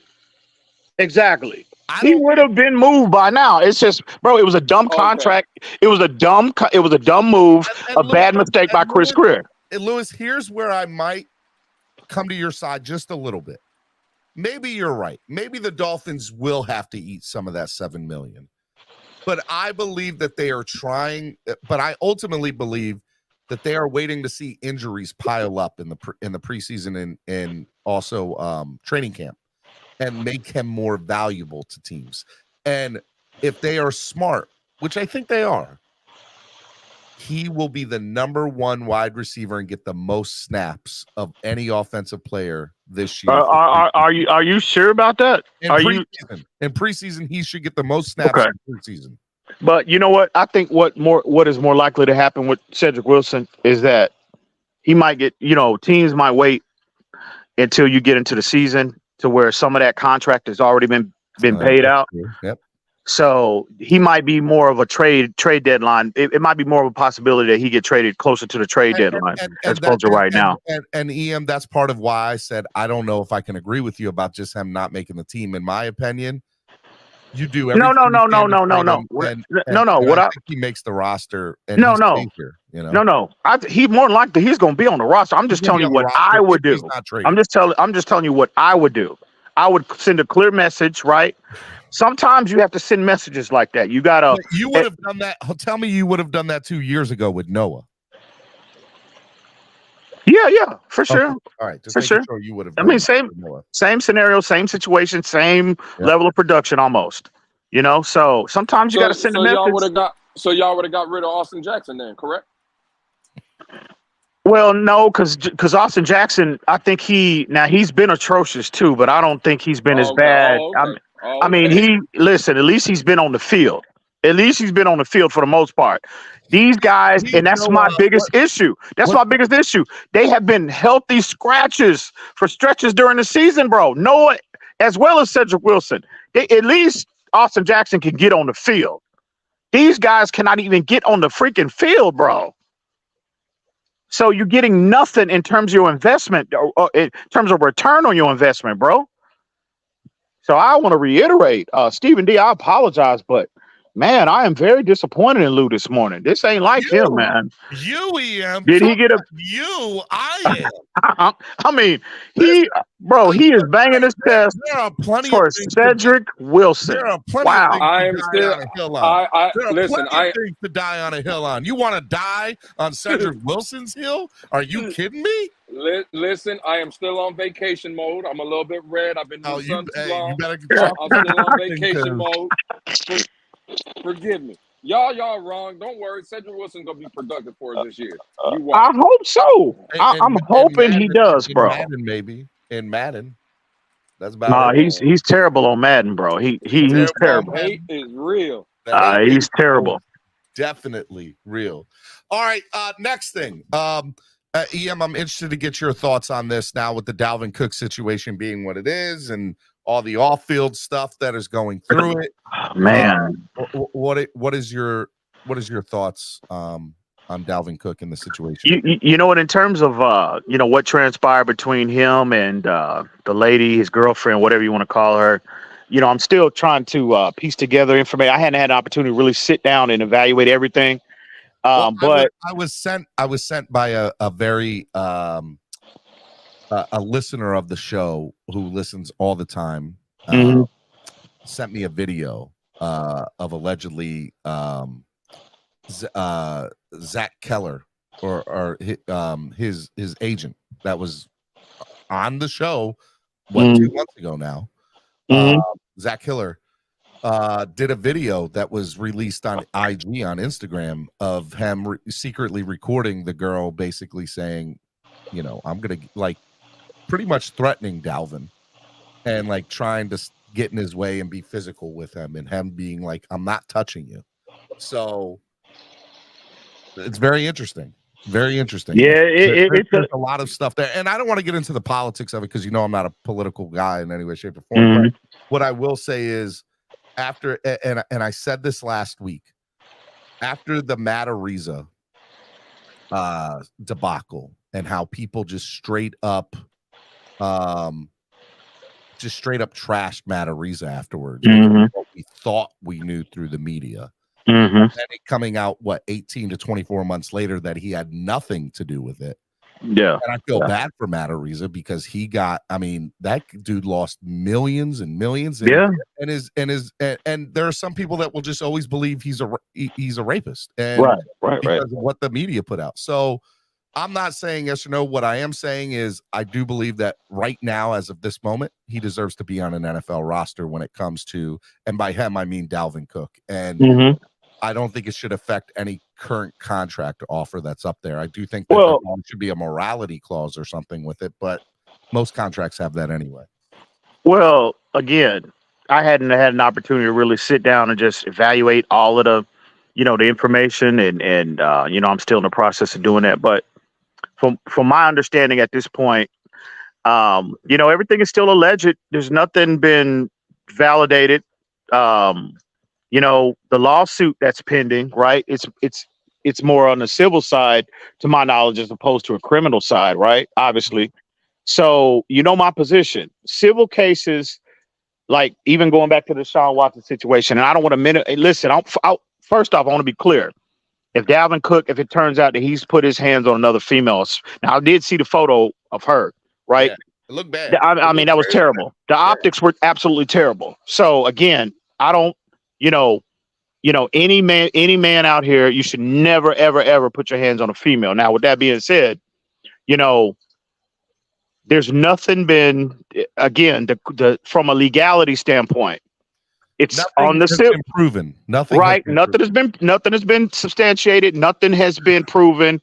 And also, this is a civil matter. It's not a criminal matter. So because criminal they already investigated it and found nothing to charge him with. Absolutely. So from that perspective, even going back to I hate to bring up the whole, the Deshaun Watson situation just a couple of years ago. My position on that was, we all had debates. We know who those casting characters are. We all engaged or whatever about the possibility of acquiring him. Some people wanted to, say he was guilty already without, evaluating all of the information or whatever. But my position was, my primary concern was in terms of giving Deshaun Watson a contract. My concern was always on the criminal side, because that is going to could prevent him from being on the field. So with Dalvin Cook, I take the same approach, right? Again, I'm still processing everything. I think we all are. Nobody knows exactly 100% what transpired between him and that lady. But from the Dolphins' perspective, from owner's perspective, again, this is a civil issue as we're having this conversation right now. So in terms of him being on a roster, there's nothing that I've seen, that can potentially hinder him from being on a roster. Now, things might change as we get further down, in a few months or whatever. But as of right now, it's a civil issue, bro. Players, coaches, owners get sued every year. I'm not really that much concerned about civil issues. So, yeah, I think to your point about him potentially getting a contract, he should be on an NFL roster, in my opinion. Now, if I'm Chris Greer, I'm definitely, if you're looking to, maybe save a few dollars here and there from a business perspective, do you use that against him? Do you call him up and say, listen, man, this listen, is not good. The optics are bad of this. Listen. Meanwhile, to be fair, to let me finish here, he already doesn't like the contract offer that the Dolphins are giving him to begin with. So if the Dolphins call up and say, we still want you, but we're even making the price lower now because of all this, I just don't think that would be good. Well, it's business. It's nothing personal. From a business perspective, absolutely, I'm leveraging this situation to try to cut, save a few dollars here and there. Absolutely, you should. From a business perspective, absolutely. Now, we can argue morally, is it the right thing to do? That's a whole nother conversation for another day. But in terms of a position of leverage and you're taking a business approach with him, oh, absolutely, I'm leveraging this against him if I'm Chris Greer. Absolutely. Because the Dolphins, they're not coming from a position of desperation. Now, we can argue about the talent level, Dalvin Cook, compared to what they have in that running back room. We can argue that all day. But the Dolphins now, whether right or wrong, they feel comfortable with where they're at. Now, they have an offer on the table, but I would argue you can make a case that they're not banging down any doors. They're not beating on the tables to acquire this player right now. There's intrigue there, but they're not coming from a position of desperation. And that has been their position from the start with this player. So again, yeah, absolutely. Can I ask you two gentlemen? And hold on real quick. I just want to state this thing because Rick Spar says $1 million hush money. Just to be fair, Matt Ariza was alleged to have offered the alleged victim hush money to get it behind him at the end, right before he was going to get cut. And we now know that he had nothing to do with it anyway. Yeah. So just because a player exactly money, exactly automatic. That's not an admission of guilt. It's not. So it's not. They use that, and we need to look at that Matt Ariza situation as a prime example of it. No. Watson was paying off women, and the Dolphin fans. But it's not an automatic admission of guilt because there are cases that show that sometimes they know you are guilty till proven innocent, and sometimes that will never be proven. Matt Ariza's got so lucky that somebody actually did their job after 18 months and came out in court in 200+ page dossier, basically stating everything that happened in a 48-hour span of that young lady. Now, what happened to her sucked, but Matt Ariza had nothing to do with it. The Dolphin fan base didn't want to hear none of that. As soon as money was getting exchanged from Watson to those women, they were saying that he was admitting. I get it, but for sure. On here, we're talking about Dalvin Cook, and what I don't want to be lost in translation is. By the way, number one, it's alleged that he offered the money. It's not even proven that he offered the money. But good point. If it is good true, point. Even if it is true, it's not an admission of guilt. Okay, that's fine. It's not an admission of guilt. I just got a simple question to ask both of you gentlemen, and it's a touchy subject, so you might not want to answer it. But I thought this is what we do here. In your opinion, you've seen the pictures of this young woman. Yes. Do you believe Dalvin Cook put his hands on that woman? I'm not going to answer that from the standpoint of, do I think that something happened to this young lady? I do. Okay. Do I know if he did it or she did it herself or had somebody do it for her so that the optics look bad? I don't know. Okay. And that's not a fair question because you don't know what happened. We don't know. We don't know. This is all I'm saying, And though, if Stephen, anybody right here. says whether We he don't did know. or didn't do it, they're being ignorant. They don't know. Again, agreed. And I'm not going to say he did it. What I'm saying is, and this is what I'll say on the matter. I'm not saying he did it, but the people that are coming out and saying, or I see it in the chat, well, the woman broke into his house. The woman was she was a combat. I guess she was trained in combat. A Marine or something. She was a Marine or something. Right. Again, I get all that. Right. And again, I'm not saying Dalvin Cook did nothing. What I'm saying is, I don't care if that woman broke into that man's house. I don't care about this video that came out where this woman is standing in front of. I'll be the first one to come out here and say it, and I'll say it live. You don't think in my 42 years of living in this earth, a woman has stood in front of me? Or do you think that a woman hasn't tried to put her hands on me or slap me in 42 years of life? There is no excuse. I'm not saying with that that Dalvin did it. Well, I'm sure that they were going to hit you hold on. anyways. Never mind. What I'm Bad saying, joke. no, and that's fine, Stephen. All I'm saying is, right? I think again because the fans want a certain player, they'll blame this woman, and I'm not excluding her from any of it. She has multiple blame in the situation she put herself in. That's still, if Dalvin did do it, if he did do it, there's no excuse because she did something wrong. Okay. Now he can do something back. By the way, No, that's not the case. I don't Stephen. think EM and I don't want to speak for EM, but I don't think we're disagreeing with that statement. We're saying if he did do it, by all means. But two things are going to come out of this. Number one, we're not going to know the truth for a while. Let's just be real about that. Okay. We're not. Number two, okay. There's actually more than two things. We might not ever know the exact truth because at the moment it's a he said, she said thing, right? The only reason that Matt Ariza has gotten off is because they had a independent investigator go through every single second of that young lady's life for like a 2-week period, and especially that 48 hours or 24-hour period. So she tracked every single person she talked to, every single people she encountered, all that stuff, right? So in this particular situation, I don't know if that's something that they're able to do or able to piece together or not, but it's going to take 18 to 24 months the same way it did with that other thing. Odds are. And then the other thing, to it all is I want to live after what happened, especially what happened after Matt Ariza. I just want to live in a world where we can find out the truth before we punish somebody. And I don't think Dalvin Cook deserves to be punished right now. Now, if he ended up doing it, by all means, he deserves anything that comes his way. But let's be a society where we actually know he did it before we throw. Absolutely. Absolutely. We made that mistake with Matt Ariza. We made that mistake with him. And forget about it. And I mean, I've seen this, and I'm sorry, Lou, go ahead, bro. No, I don't care about none of that because I see the people in the chat here, and look at Wayne D's comment. Wayne D says, now this is all Lewis has waited on to fit his narrative that he doesn't want Dalvin Cook. You think I needed this? I've been telling you for months I didn't need Dalvin Cook, you clown. You see what I'm saying? You think I needed this? Don't you be think, mad. You think I woke up?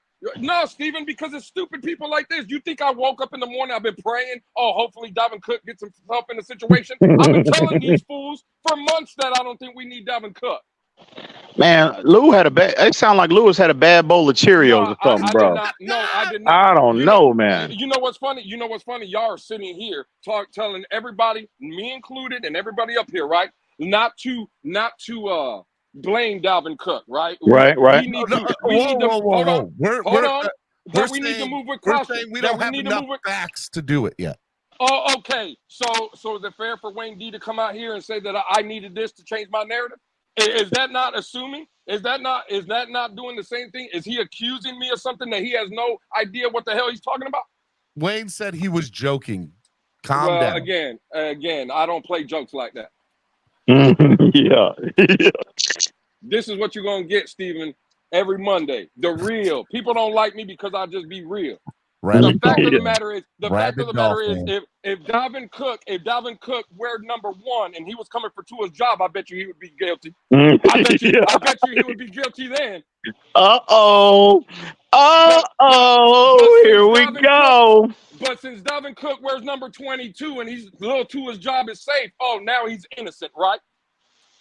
Because when Deshaun Watson had allegations, the same thing we're working with now. He was a rapist. He was this. He was now that I agree with. Now that I do agree with, right? You see, Steven? I do agree with. I think a lot of the fan base, they're being very hypocritical right now in particular to this situation. And I agree with Lewis wholeheartedly on that. I think forget being hypocritical for a second. All I want to do is learn from my mistake. And I'm just talking about me. And I threw Matt Ariza under the bus. I said this man should never see the light of day. Can't believe he would do something like this. He's he should go to prison for a very, very long time and should never be allowed to play in the NFL. I said that on this show, point blank. And then to find out that none of it was true, none of it was even remotely true of what he supposedly did for him. That's, I can no longer sit here when somebody is accused of something, whether there's video proof of what happened afterwards or not, unless there is Ray Rice video evidence. I don't want to speak to it I don't want to condemn somebody until we know all the facts. And there's two messed up parts to that. As I said, we might not ever know all the facts. And until we do, I would just rather be in a world where and there's times where it'll be a pro and there's times it'll be a con. But I am so proud of you, Steven. I really am right now, because it takes a big man to admit that, and again, all of us as men, to admit we were wrong about something, right? No matter what it is in life. Yep. And for you to publicly say that, hey man, salute to you, because again, going back to that Deshaun Watson situation, how so many people, again, this is where Lewis and I, we're on point. I mean, we remember it hadn't been that long ago. We remember all of those engagements on you can choose anybody's platform in the community. When I was just trying to encourage everyone, can we let due process take its course? Can we wait and let all the data come out, all of the information come out before we formulate an opinion about guilt or innocence? And I agree 100% with Lewis. We all remember, and again, not to call I'm not trying to do that this morning, but we remember the cast of characters, we remember the engagements surrounding that player. And I think a lot of our fan base, bro, are being extremely hypocritical. They're automatically they're willing to give Dalvin Cook a pass because I think for the most part, our community, wants Dalvin Cook in-house. So, but when it comes to Tua's job or any threat to potentially Tua's status as QB1, right? Man, it's a lot of our fan base. They were just moving a hell of a lot different than what they are now. So, but again, it's not the time and place for that. I'm not trying to, put that negative energy out, in a Dolphin universe right now. So, but I agree with him wholeheartedly. But anyway, at the end of the day, I hope this situation just gets resolved for all parties, not only Dalvin Cook, the original question, EM, is ultimately what happens with Dalvin? What do you think? That's what I'm saying. Not what you want. What do you think will be the outcome? Well, again, if this is, again, to my knowledge, again, I'm still trying to process everything, right? So please, y'all correct me if I'm wrong. This incident allegedly happened, what, two and a half years ago? Or something like that? Yeah. Okay, so it's not an incident that happened yesterday or last night. So I do think he'll be on a roster, bro. It's going, again. Will it be the Miami Dolphins?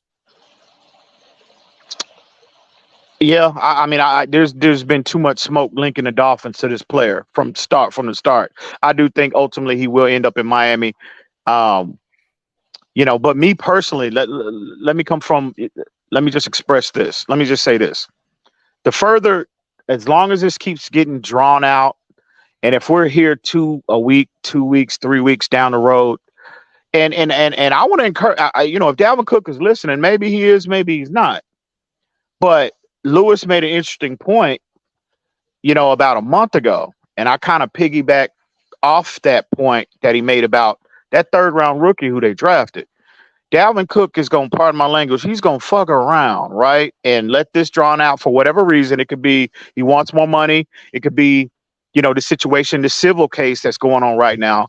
Mm-hmm. Dalvin Cook is going to fuck around and let this rookie get to training camp and start to really pop off. And again, I'm just saying the possibility. And Chris Greer and Mike McDaniel might look at this player, look at Dalvin Cook, look at the money that he's still asking for, and also this distraction. No matter who's right or wrong, it's still a distraction. And they might say, you know what, considering what we have as a whole in that running back room, and now you got this rookie popping right now, jumping off the screen, his developmental process is accelerated. They might rescind that offer, bro, and say, look, thanks, but no thanks. We're good here. We're going to move in a different direction. Your ultimate thought process is A, he will get a contract. B, it's most likely will be with the Dolphins. My third question is, does it happen in the next 5 days, or are we waiting till week 1 to see what happens? Like, how much longer do you think this will dive into? And another thing too, what nobody's that to my knowledge had mentioned, right, in regards to Dalvin Cook. Look at how the running back situation look at the landscape around the NFL landscape in regards to that position now. He might turn around. Who knows? They might decide to go on strike or something, right? Mm-hmm. They all might band together, the running back union or whatever, to try. And again, I support the running. I support every player in that situation right now. But that's a whole nother conversation for another day. But who's to say Dalvin Cook is sitting there and somebody gets in his ear and said, look, you need to join us. If they all band together and say, look, we're gonna sit out to send a message to the league, not necessarily the Dolphins, but the league, right? Who's to say in a week or so somebody might get in his ear and he might want to be a part of that. And then again, another distraction. Another situation where we have to talk about him as well as other running backs, about holding out, about, holding in, etc. We all know the nature of we all seen players hold out and hold in or whatnot. So we know what comes with that. But man, it just keeps, listen, I want Dalvin Cook. Listen, I'm all aboard to acquire Dalvin Cook. But the longer this keeps dragging out, bro, at some point in time, bro, you got bigger things to worry about. At the status of the Miami Dolphins in 2023, this team is loaded. We can all agree that this team. I don't disagree with you. I think you're 100% spot on. When do you sit here and say, well, look, you look at the player, you look at what you have already in house. Is this player really worth this? I'll be honest with you. After the first inter squad scrimmages, is probably when I'm going to make my decision on am I going to draw this thing out with Dalvin or not. I think I would really want to see what I have with some of these running backs. What I will say is, ultimately I would love for Cedric Wilson to get traded. It would make my day. And it should make and if Cedric gets traded, it's more likely that Dalvin does come here, because it opens up so much more cap room. But I don't higher like we're gonna up his offer. But okay, I was getting ready to say I think those are those situations are completely independent of each other. Well, I think two things I think we can both agree on. We think Dalvin Cook is a luxury, not a need. Correct. Okay, so wait, hang on. I can't completely co-sign that now. Oh, because okay, let's look at it from this perspective. You got a 32-year-old Raheem Mostert who's he's still performing at a relatively high level, right? But he has durability issues. Jeff Wilson, I love Jeff Wilson, the potential, right? But he also has durability issues. Ahmed, Gaskin, I don't think Gaskins will be on the roster too much longer. So, and Devon Achane is somewhat of an unproven commodity. So, to your question about is he more of a luxury or a need?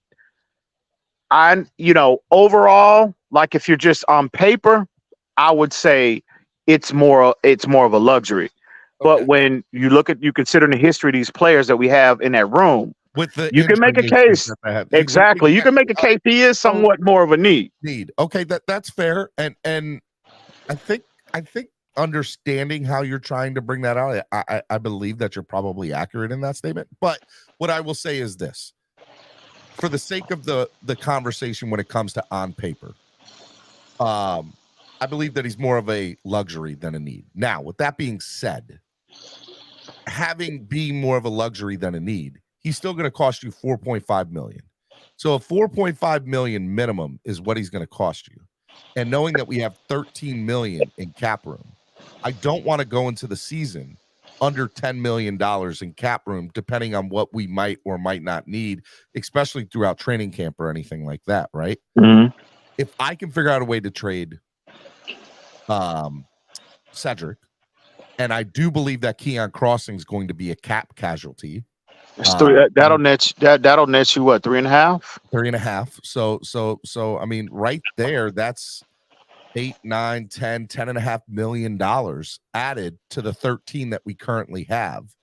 And so, I mean, look, that's $23 million. And so if you sign Dalvin, you still have 19. And by the way, you can do like at $19 million going into the season of cap room. You understand what we can do with that if we are screwed at one position or another? We can almost do anything we want.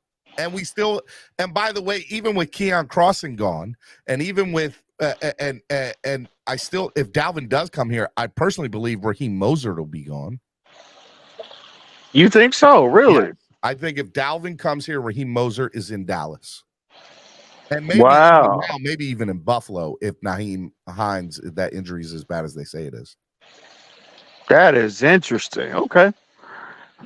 I mean, Mosert's out the door if Dalvin wow. comes. And then that would put, and then I think it'll be Dalvin, Devon A-Chain, Jeff Wilson. Interesting. I don't know. I don't know if I necessarily agree with that, but that's interesting. That's an interesting take.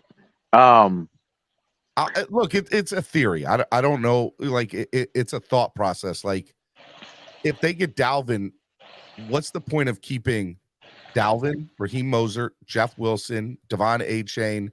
You know what? Alvin Ahmed. You know what the point is? You know what the point is? We're in a Super Bowl run. We're in a Super Bowl year. They have stacked pretty much every position on this roster, right? Loaded up. Have a surplus. With the exception of O-line. Well, okay. All right, I'll give you that. But there's a surplus at virtually every position because why? They want overwhelming depth. They don't want it's because we're in a Super Bowl year, bro. It's what teams do. So in terms of, your point about what's the point? Well, look at it from that perspective. This is a year where they have completely pushed all of their chips in the middle of the table, and they feel like they can compete and win at the highest level. And I think the potential addition of Dalvin Cook, it's just strategy that teams, strategy that teams tend to implement when they feel like they're close. And the Dolphins are not, they're no different than any other team, potential Super Bowl team that have come along in recent memory. They're just in a situation where, and again, Dalvin Cook is like a huge insurance policy. If it, again, we just talked about the durability concerns in that room. Dalvin Cook is just he's just much more talented, much more productive, much more accomplished option than what you have in a room. But he's a huge insurance policy not a matter of if, but when these other players go down. Now you got a player, and then the injury, the situation with Tua, God forbid, and God knows I'm knocking on wood right now. If Tua goes down, right now, if you bring in Dalvin Cook and add him, keep Mostert, keep all of these everything, pretty much everybody else you got in house. Well, if Tua goes down, well, now you're in a situation where you've got an all-pro alternative in terms of the pressure that you would have on Skylar Thompson as well as Mike White. We saw the results of when we didn't have Raheem Mostert in that Buffalo game. So now you're in a situation where you can line up and you can tend, in terms of the pressure, right, to help out your less accomplished options at that position when you lean and incorporate the running game a little more. We've seen teams do that all the time until they lean on the running game, take the pressure off your second and third string quarterbacks until your number one option comes back. So I don't think a lot of people is looking at it from that perspective as well. So again, you can make a case that, it is somewhat of a luxury, but also I think it's somewhat of a need as well. Well, I think the number one priority for the Dolphins should be trading Cedric Wilson right now. I think that's their number one priority. And if it's not, I don't know what is.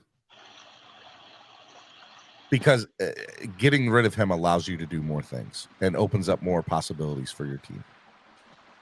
Like what though? What's it give you? I mean, what? $23 million allows me to. So here's the thing that and I said this again. I'm going to be repetitive. There are plenty of teams. You think Keon Crosson's going to be the only valuable player cut because of cap, as a cap casualty at training camp? No. There'll be plenty of players from plenty of positions, including, but not limited to, offensive line. We all can agree that offensive line is our biggest weakness. Well, I'm telling you now, Stephen D, y'all need to stop with this O-line narrative. Y'all are setting yourselves up, right, for a massive letdown. The Dolphins are not barring any kind of, knocking on wood here again, right, any kind of catastrophic injury to any of the starters.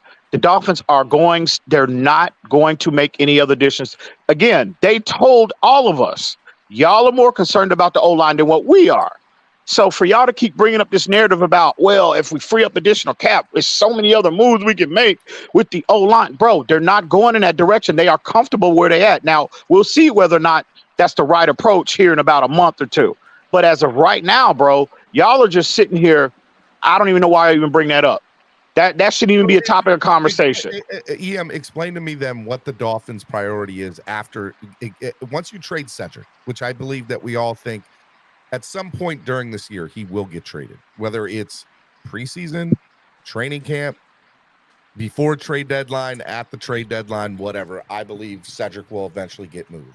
So you can let's say that happens, you're going to move anywhere from $5 to $7 million off of your books. Mm-hmm. All of that being said, Ian, what is the priority for the Dolphins then? Because go through the list of positions. They're not doing anything at running back unless it involves Dalvin. They're not doing anything at quarterback. They're not doing anything at wide receiver. They're not doing anything at tight end. They're not doing anything at defensive line. They're not going to add. Wait. The only place to improve upon currently, right now, in my opinion, is offensive line and maybe tight end. But I think that's ridiculous, Steven. Okay. Are you serious? First off, in my opinion, now again, this is and again, I'm coming from a place of where the position of where the Dolphins has, what they have told all of us. They don't think, and again, I'm not saying it's right or wrong. This is what they've told us. So I don't even entertain O-line at this point. Okay. So now moving forward, right? I think there's a massive hole behind Raekwon Davis at the zero technique position, right? I think that becomes the priority number one, in my opinion. You have not listened to my show because I already have the answer for that. Okay. And I've been preaching it for 2 weeks now on the show. Okay, yeah, that's news to me. So, okay, you ready? You ready for my solution? Go ahead. Come whenever the latest possibility to sign a free agent to be able to be active to make a playoff run and a Super Bowl run, aka Mr. Philadelphia Eagle last year, aka LA Ram the year before that, or a couple of years before that, aka Tampa Bay Buccaneer. He went to the Super Bowl with the Bucks, the Rams, and the Eagles. You talking about Akeem Hicks? Miami Dolphin. Ndamukong Suh is the answer to us around week 9, week 10 for $2 million. No, I'm not going there. No, Philadelphia. I'm telling you right now. Right now. Mark my words. If the Dolphins, Ian, listen. I said this earlier, and I'll say it in front of you. If the Dolphins have less than 3 losses going into week 9 or 10, Ndamukong Suh will be a Miami Dolphin. Mark my words. Mark my Okay. words. All right. So now, is that just is that a gut feeling, or are you being told something? Well, so are you being told something through back channels? No, I'm not being told anything through back channels. I'm Okay. merely putting two and two together, right? In the last year, he said he didn't want to do training camp. He didn't. And he wanted to wait till the season was to be able to go to a particular contending team, right? He's a big guy. Why play him half the year? You don't need him half the year. So you see where your weaknesses are or anything like that. And he has been on a Super Bowl team the last 3 teams he's played for. And he's won 2 of them, mind you, with the Rams and the Bucks. And he probably would have won last year if it wasn't for some secondary holding call, right? So, with all that being said, good, bad, or indifferent, he is a proven winner. And teams do not care if he plays the whole season.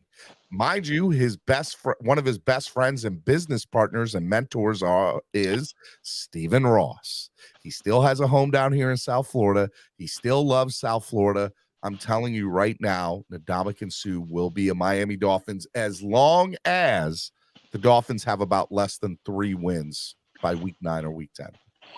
No, I'm not in. I'm sorry. I gotta give you immense pushback on that narrative. I'm not entertaining Ndamukong Suh, bro. I'm not. So, Dolphins, you better come up here and be like, Steven, you were right. You were right. Well, maybe, maybe, but I'm just saying, for me personally, that's not the direction that I would go in. I would entertain a more natural zero technique, and Ndamukong Suh doesn't fit that criteria. Akeem Hicks is more, I think a player that the Dolphins need. But even at depth at linebacker, I mean, just like we talked about durability at the running back position, I mean, are you comfortable with what we have at that interior linebacker position? So here's my thought process, and I guess I'll get your take on this, right? So let's look at the interior linebacking position. David Long, Jerome Baker, and I know he's not necessarily interior, but he could play outside linebacker. But Andrew Van Ginkel, Channing Tindall, Duke Riley, Malik Reed. I have to think that 1 or 2 of those guys is not going to make the team. And here's my thought process. David Long and Jerome Baker, they're making this team no matter what. Baker because of his contract. I agree with that. And David Long because of what he can be and what he is, right? Andrew Van Ginkel is making this team because he was the first person that Vic Fangio called in the offseason. Very first free agent was Andrew Van Ginkel from Vic Fangio. He's not going anywhere. So that leaves probably Channing Tindall, Duke Riley, and Malik Reed from 1, maybe 2 positions. And my opinion, Malik Reed is more of an edge guy. I understand that, but I'll say this. Malik is a Vic Fangio guy. He came from Denver. I don't think he's going to get rid of him, right? Duke Riley and Channing Tindall. Duke Riley is amazing on special teams. If I'm honest, I think the odd man out is potentially Channing Tindall. No, there ain't no way they're going to just dump a 3rd round pick 1 year in. No, that ain't happening. I would agree with that because that's not, I even said it earlier, that's not Greer's MO. But let's be honest with ourselves. Let Aubrey Miller out of Jackson State be decent. I'm hearing good things about him too. Yep. So, I love the kid, right? Cameron Good, believe it or not, had just as much production for the most part. All right, maybe not production, but I mean, from what I've heard, was very similar in talent level to Channing Tindall most of last year. No, stop. Athletically, there is first off, I want to be clear here. And again, this is not, a Channing Tindall pom-pom session right now. But from an athlete on that hill, EM. No. From an athletic standpoint, and those were your words, right? No, he's the most athletic player on this roster. I'm at the linebacker position. Absolutely, in my opinion, it's between him and Jalen Phillips. There's no conversation needs to be had there. So then why did Channing Tindall get snaps last year? Well, again, that has nothing to do with athleticism. You said athleticism. And I'm telling you, Cameron Good and Channing Tindall, from an athletic standpoint, there's no conversation there. Absolutely none. Okay. And virtually every other linebacker on the roster, with the exception of Jalen Phillips. So, EM, according to you, or in your mind, David Long, Jerome Baker, Malik Reed, Duke Riley, Channing Tindall, Andrew Van Ginkel, every single one of them make the team? Again, I'm not putting Malik Reed into this interior linebacker conversation. He's more of an edge player, right? So with that being said, I think David Long clearly makes the roster, and I love David Long Jr., right? The acquisition of David Long Jr. He's great. I'm excited to see what he can do. I'm very intrigued. I'm very intrigued, and I can't believe I'm saying this publicly because you know how I've been critical I've been of Jerome Baker in the past, right? But hey, man, loud people in the community. Absolutely. But I got to give the man credit. He has gotten incrementally better over the last 2 to 3 seasons. These are facts. It's what the tape, right, stipulates. So they are locks to make the roster. Channing Tindall, I think he's virtually a lock based off his draft status and his overall ceiling, the athletic upside, right? We see coaches take that approach with developmental players. The players that are bigger, stronger, faster, they tend to get extended a little more grace than the lesser athletic guys. And I think Channing Tindall is in that situation right now. I think he's a virtual lock based off draft static and his athleticism. Now, Andrew Van Ginkel, in my opinion, again, I think this transitioning him from a primary edge guy to more of a interior guy, this move should have been made 2 years ago. 2 years ago, with I was on an island again, not to toot my own horn right now, but goddamn it, toot. I called this move 2.5, 3 years ago, right? So we all know the tape is out there. But with that being said, I'm glad finally, right?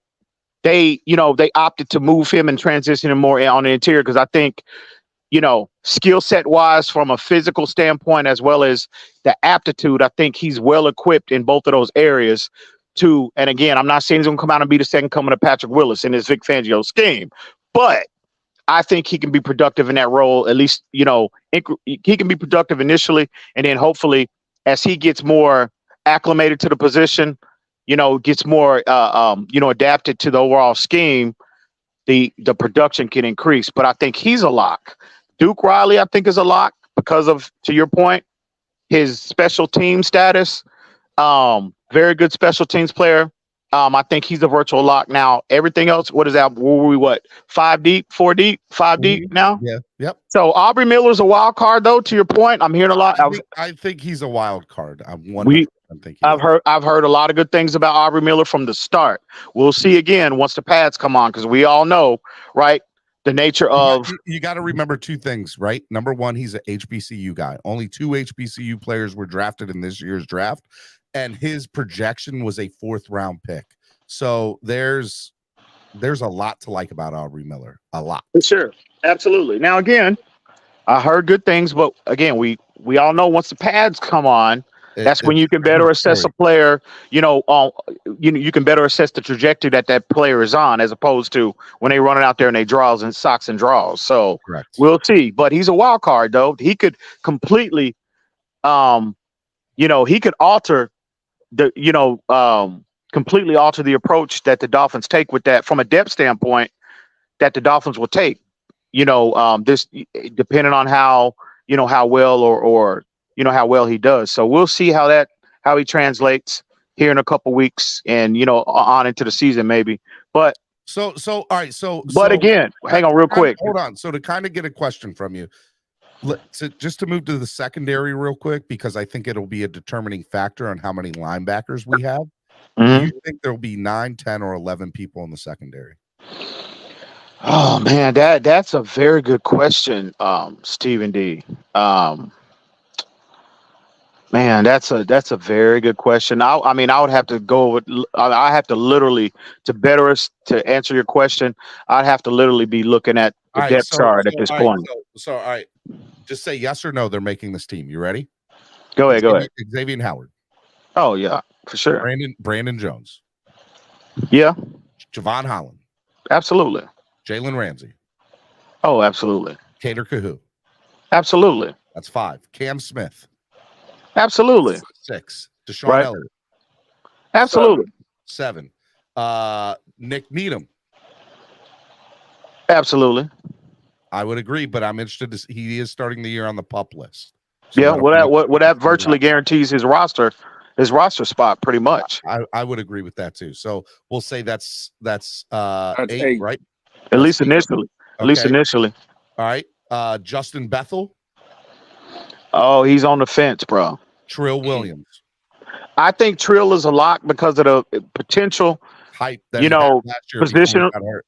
Well, I He was think the above- he was positional above change, Cater. He was above Cater. right? But I think he's a lock because there's major rumors that he is going to have a positional change. He's going to transition to more safety. So I think He's noted as a nickel here. So right. But there's a lot of smoke surrounding him making that transition to safety. But we'll see. We'll see. But I think so that would be 9. That would be 9 with Okay. Trill. Okay. Not including Justin Bethel, who I believe Bethel will make it because of his special teams aspect. maybe that's fair. All right. So, but we'll say 9. We won't say Justin yet. We'll give him the question mark. So now I'm going to go back to 2 other people. Barone McKinley. Oh, He's cut. yeah. I think he's a practice squad guy. And Yeah. Keon Crossan is good enough, but ultimately I think he will be a cap casualty. Correct? I agree with So we that all 100%. I agree too. I agree with that 100%. He's playing for a roster spot somewhere else. All right. So now let's go to 2 other people. Elijah Campbell. I think he's a bubble guy. See, yeah, but that's a tough one because I like Elijah Campbell, bro. I really do. I've been very supportive of him last year and this year. And then He's a and very. So, by the way, so right now we're at what are we at, Lewis? 8 or 10. 9? We're at 10. We were at 9 or 10. We're at 9. I think we're at 9, and that's not including Justin Bethel or Elijah Campbell. Right. Yeah. Yeah. Okay. Then there's Noah Igbenogany. Noah has to go, bro. No. Noah has to I go. would agree with you. Noah has to go. So, but if you keep Justin Bethel, that's 10, right? I'm not keeping Justin Bethel because Elijah Campbell is the better player. He has more upside in terms of talent, and also he gives you that position flexibility. And he plays special teams as well. So let's say they keep 11, and that means Elijah Campbell and Justin Bethel both make this team, along with Trill. Okay. So by the way, 1, 2, 3, 4, 5, 6, 7, 8, 9, 10, 11. Yes, Elijah Campbell, Justin Bethel, Trill Williams would make 11, and that includes Nick Needham being a part of that. Okay. With that, and that includes Keon being a cap casualty, Verone McKinley getting cut, Noah getting cut, Bryce Thompson getting cut, Tino Ellis getting cut, so on and so forth, right? Whatever. So that's 11. I think if they keep 11 secondaries, people in the secondary, which I ultimately think they will for a couple of reasons. Number one, I think a lot of people in the secondary are a lot better at open field tackling than some of these linebackers are. Damn. Yeah. And put a name on it, Stephen D. Who? I'm just saying. Put a name on it. And I think that the way that, and now I don't have any proof of this. This is a gut feeling.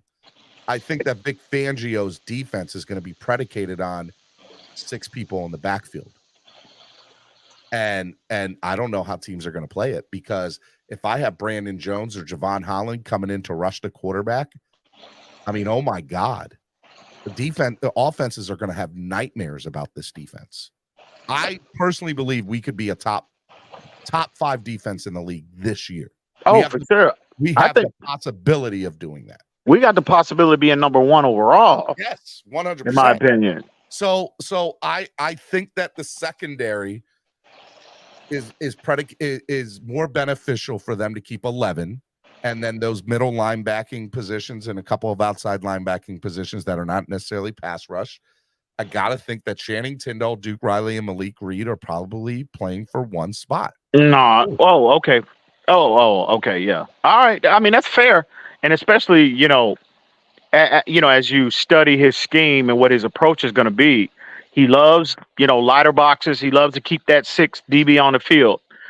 He loves sub packages. So, to your point, I can't offer too much pushback in that regard. But I mean, is it extreme to think 11 defensive secondary people. Yes, it is, but it's a Vic Fangio defense. And by the way, Trill Williams, Justin Bethel, and Elijah Campbell on most teams are getting significant snaps on most teams. Well, yeah, I hear you. And they'll be lucky to see the field with ours. But that'll be, I think, just this conversation right here specifically, that'll be something to pay, that I will be, now that we're having this conversation, I will be paying close attention to see what is the strategy. If you're going to keep 9, 10, 11 DBs. You're not going to get your answer on that, EM. Here's why, right? Last year, you remember training camp? You remember preseason? Who were the two people that really stuck out in preseason last year for us? Skylar on offense, or yep, Eric Ezekama. Okay, we know two things. Number one, Skylar was so good that he was able to make the third quarterback roster when it was a question at that particular moment. Do we keep right? And Eric Ezekama, we were all hyped up on. We were on the hype train. Oh my God, this kid's going to be amazing. He's going to be absolutely great. Well, what did we learn by the end of last year? We learned that Eric Ezekama had a very difficult time understanding the playbook, and he didn't see a lot of snaps to begin with. And he didn't dress but for half the games. But we were all hyped up on him coming out of training camp. And what we know is the offenses that they were running in training camp were vanilla offenses. They did not know what they were going to run in the regular season. Well, I gotta think that Fangio is going to do the same exact thing. He's going to run vanilla-based defenses. He's not going to show too much on tape. And all we're really going to get, the only measuring stick we're going to be able to get out of a lot of these guys are how do they do an open field tackling? How do they do when they have to go press against defensive? Let me push back. Well, first off, you're talking about two rookie players, right? Yes. In Skylar Thompson as well as Eric Ezekama. That's fair. Yep. All of the players we just discussed, I mean, we got one rookie out of that group. Yep. One rookie. So I'm not going to be, I think, we can forecast. I don't think we can forecast the same type of struggles that you had on two rookie players, especially on offense, as you can by that group. What are the odds Fangio's going to practice in the 3 preseason games, some of the defenses he's going to run during the regular season? Well, he doesn't want to put anything on tape. Well, that's not. They're not only practicing in preseason. They're practicing 6 days a week. No, I get that. That's why I. So earlier, I mean, you can get a better assessment of to get the firmest and I understand. I don't want to minimize in-game action, simulating, in-game live type of action, right? Type of game scenarios. But Brian Flores said it. I think that was one of the truest statements that he's ever made. You don't have to get a firm assessment on a player on Sundays, right? Or the preseason on Thursday or Fridays. Bro, we see him 6 days a week. So in terms of I agree with you. I think that the inter squad scrimmages are going to be a better indicator of where some of these players are at rather than week 1 or 2 of the preseason. No, you see, listen, but before the season started last year, right? Before the preseason started, before they played one game, you had Javon Holland, you had Jalen Waddle, you had somebody else that was on NFL Network when they were in South, when NFL Network came to Miami's training camp. They interviewed Mike McDaniel, they interviewed these 3 players. And this before they had one preseason game. You know what? They asked him, well, who do you think is going to be a breakout player this year for y'all this year? All 3 of them said Christian Wilkins. And they hadn't played a preseason game yet. Not one. So how do they get an evaluation on them if they're not playing preseason games? It's through practice. Well, so you don't necessarily, you can get a firm assessment on a player. I want you to correct me if I'm wrong here, because I like where this conversation is headed. Josh Boyer was just carrying over the same defense that he had from the previous year. So they were taking that situation and saying, well, Christian Wilkins is obviously getting better. He's doing much better. And knowing what type of defense this is and knowing what type of player he's obviously, like, everybody could see that he would excel given the opportunity in the right situations. And by the way, he did. He 100% did, right? Mm-hmm. Now my thought process is from a clear perspective of how the Dolphins didn't show their hand in the preseason last year. And I think that they're going to do the same thing with the defensive side this year. They're not going to show their hand. I agree. I agree with that. But what I'm saying, that's not what. To my knowledge, that's not what we're debating here. What you said was, and again, correct me if I'm wrong. Okay. I think you're coming from a position of when you highlighted Ezukama as well as Skylar Thompson, right? And again, my rebuttal to that was 2 rookie players, right, transitioning to come from the collegiate level to the pro level, and my argument to you was the measuring stick, right? How did we know that Skylar and Eric Ezukama looked like they had some really good stuff, right? Well, I mean, look, Ezukama was beating the DBs that he was playing. Now, the fair thing is a lot of the DBs he was playing were playing in the USFL and the XFL last year. They weren't playing in the NFL. The other thing that, you know, is very accurate is Skylar hit I want to say Trill for some reason. Skylar hit Ezukama on the dime with a lot of passes in the preseason last year. And we were all like, oh my God, look at this. Right. So now taking that same vanilla-based offense or the same measuring stick per se, and saying, okay, if I have potentially 11 players that can make this 53 in the secondary, and there's probably 3 or 4 that would make it anywhere from 9 to 11. And then I have middle linebackers that are on the bubble. By the way, I need to give Aubrey Miller good playing time. I need to give Cameron Good some playing time. And I definitely need to give Channing Tindall a lot of playing time this preseason, right? So how do I know what they're going to be if I'm not able to see what type of defense they're really going to run in the regular season? But so the measuring stick that I'm going to use for me this year is, or in the 3 preseason games, as well as what I hear in practice, are how do they do in bump and run coverage? How do they do with open field tackling? What are they missing tackles? Are they getting beat? You don't think they simulate that in practice? No, I think that they do. I'm telling you, that's what my measuring stick's going to be, because there are some players that thrive really well in certain offenses or defenses, but they go to a new team on a totally different, scheme, and they can't do it, right?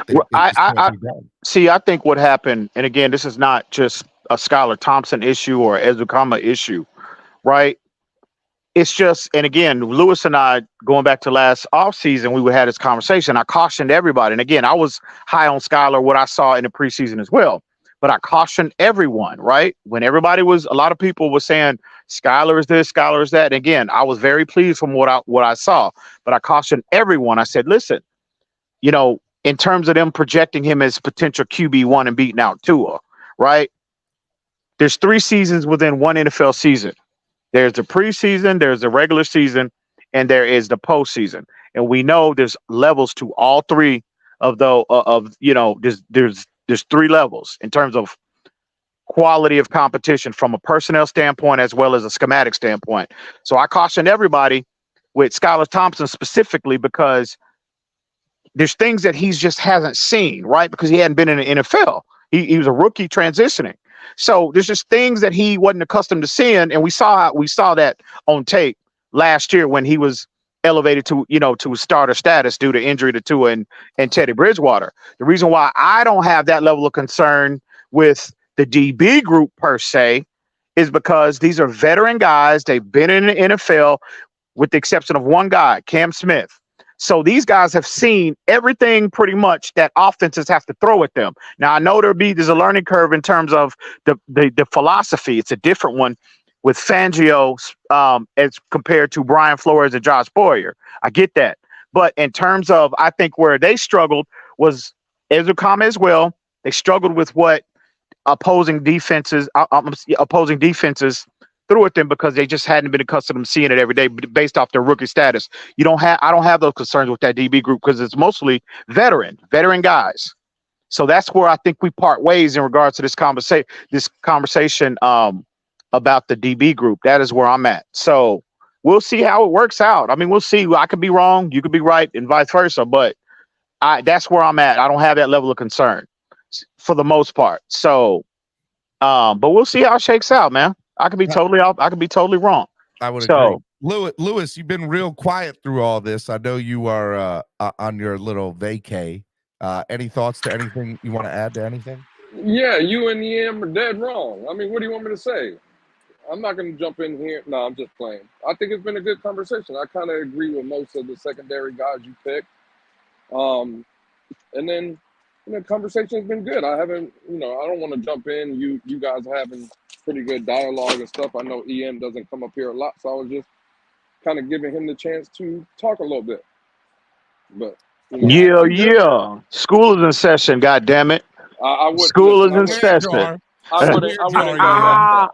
I I wouldn't wish go that far. I wish a lot of these idiots in the chat, my haters, I wish they would close their mouth and just listen. My mom used to always tell us, keep your mouth closed. Sometimes you'll learn something. How many times have y'all have heard me use that saying? So I wish a lot of these fools in the chat would take that Lewis advice. and EM are going to alienate a lot of my fan base on Mondays. I'm going to make a mental note of that. I'm good to go. Good to go. Lewis, I want you more involved and on camera starting on Mondays next week. All right. Okay. You hear me? You can't go on vacation anymore on Mondays. I got You're not allowed to. It's vacation with the fam, but Yeah, I got you. What's more important, vacation with the fam or clock blockers?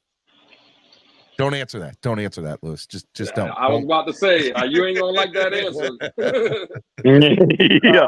All right. We're gonna do final thoughts of the day. EM, go Damn, ahead. already, bro? Yeah, already? Man, I got stuff to do. I got people to see. I got stuff I got to take care of, man.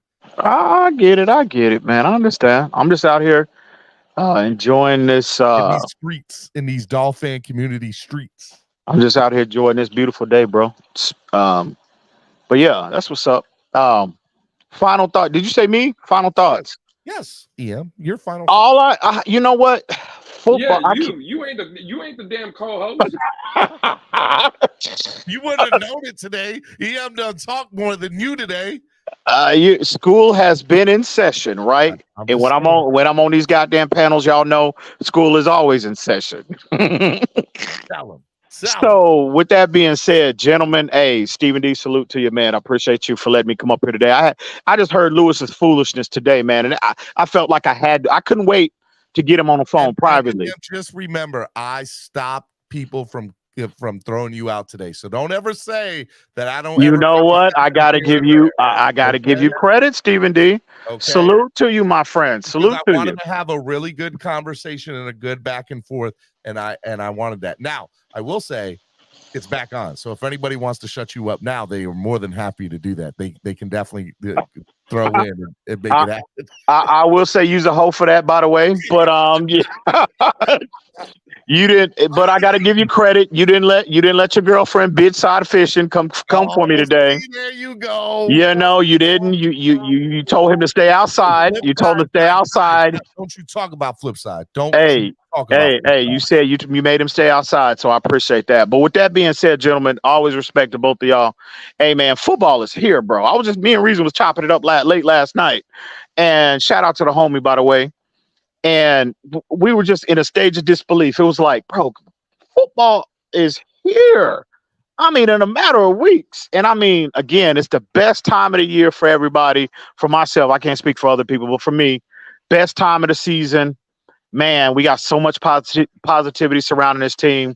Hopefully this Dalvin Cook situation, at least, it'll go away somewhat. I hope it gets resolved sooner rather than later. And I hope the Dolphins and Dalvin Cook can come to some common ground and we can get him in-house, signed, sealed, and delivered. Because I think if you acquire him, I mean, I've been on record saying this because I've been consistent about the possibility of acquiring him, how that would greatly enhance not only the offense, but the team as a whole. So much positivity surrounding this team, bro. Football is here, ladies and gentlemen. Dade County WAP is talking to you. He said, "My God, wrap it up, EM." Dave, you's a hoe. Don't stop all that hate. You's a hoe. But anyway, don't get mad. Again, just sit down, close your mouth, Dave, and you'll learn something. Anyway, football is here, gentlemen, and we can't wait. Training camp is gonna get here, man. All day, y'all know what it is. All day, every day, man. And salute to you, gentlemen. Hey, man. Until next time. Till next time, brother. Love you, man. Right, look. All right. 'Twas the night before training camp, and all through the community, rabid Dolphin fan was going crazy and starting a mutiny. I don't know what to say other than he's a hoe. But let me tell you something. Not on my show. He is the man, long and far. He'll say that's cap, and y'all will be done. I messed up. I was trying to bring it in. I was trying. I almost had it. I was on to something there. Listen, Steven, I think Mondays are going to be good. I think football season is going to be good. I think you already know me and you work well with each other. Mm-hmm. I think the chat was engaged. My fault to Wayne D. I didn't mean to call him a clown.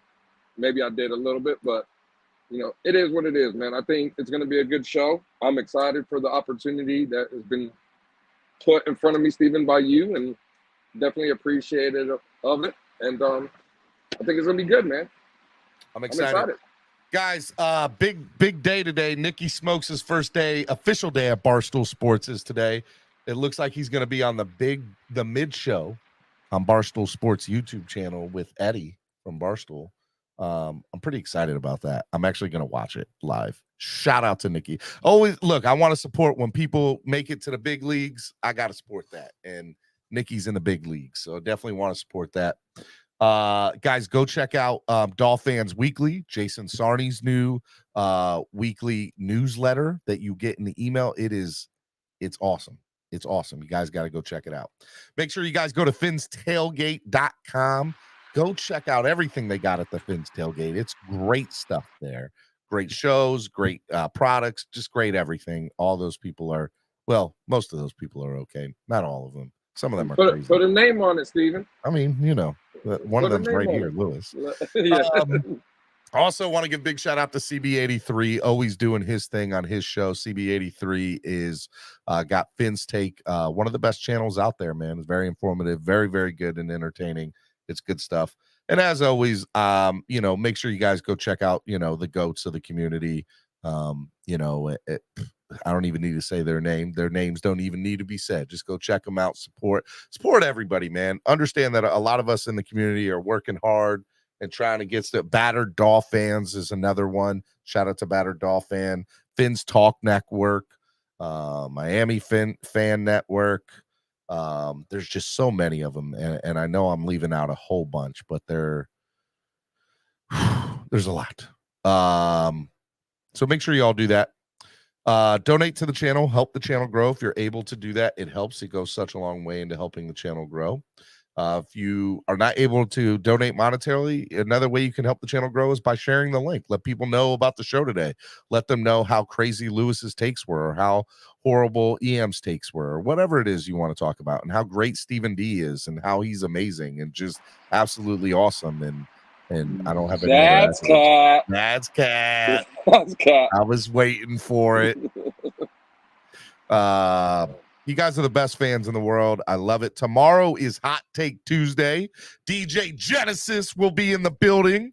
New Hot Take Tuesday co-host. Excited about that. Alex Dono is coming on this week. He'll be here Friday morning along with Jason Sarney.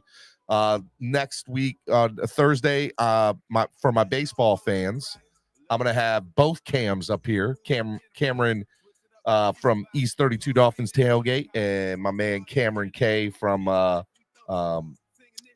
former Division I pitcher, and about to be involved in minor league baseball, I think. So shout out to my man. I'm excited. He's going to come, and we're going to talk some baseball.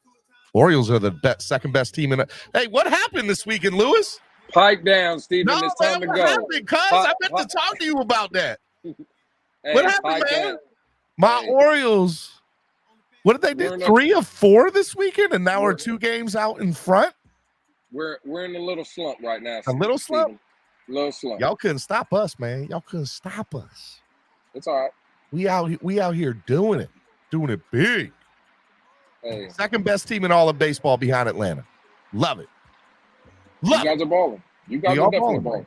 It's good. It's going to be a fun August and September watching these 2 teams go down the stretch. Agreed. We'll talk more baseball. And then Wednesday is Wildin' Out Wednesday. So make sure you guys check that out. It's always going to be a good time.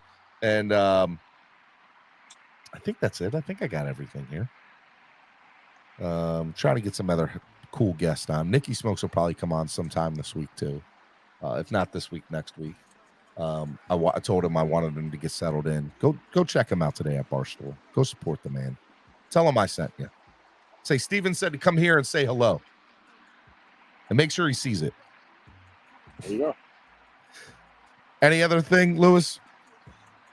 I'm good. See you guys Wednesday for Wildin' Out. The king of Wildin' Out Wednesday.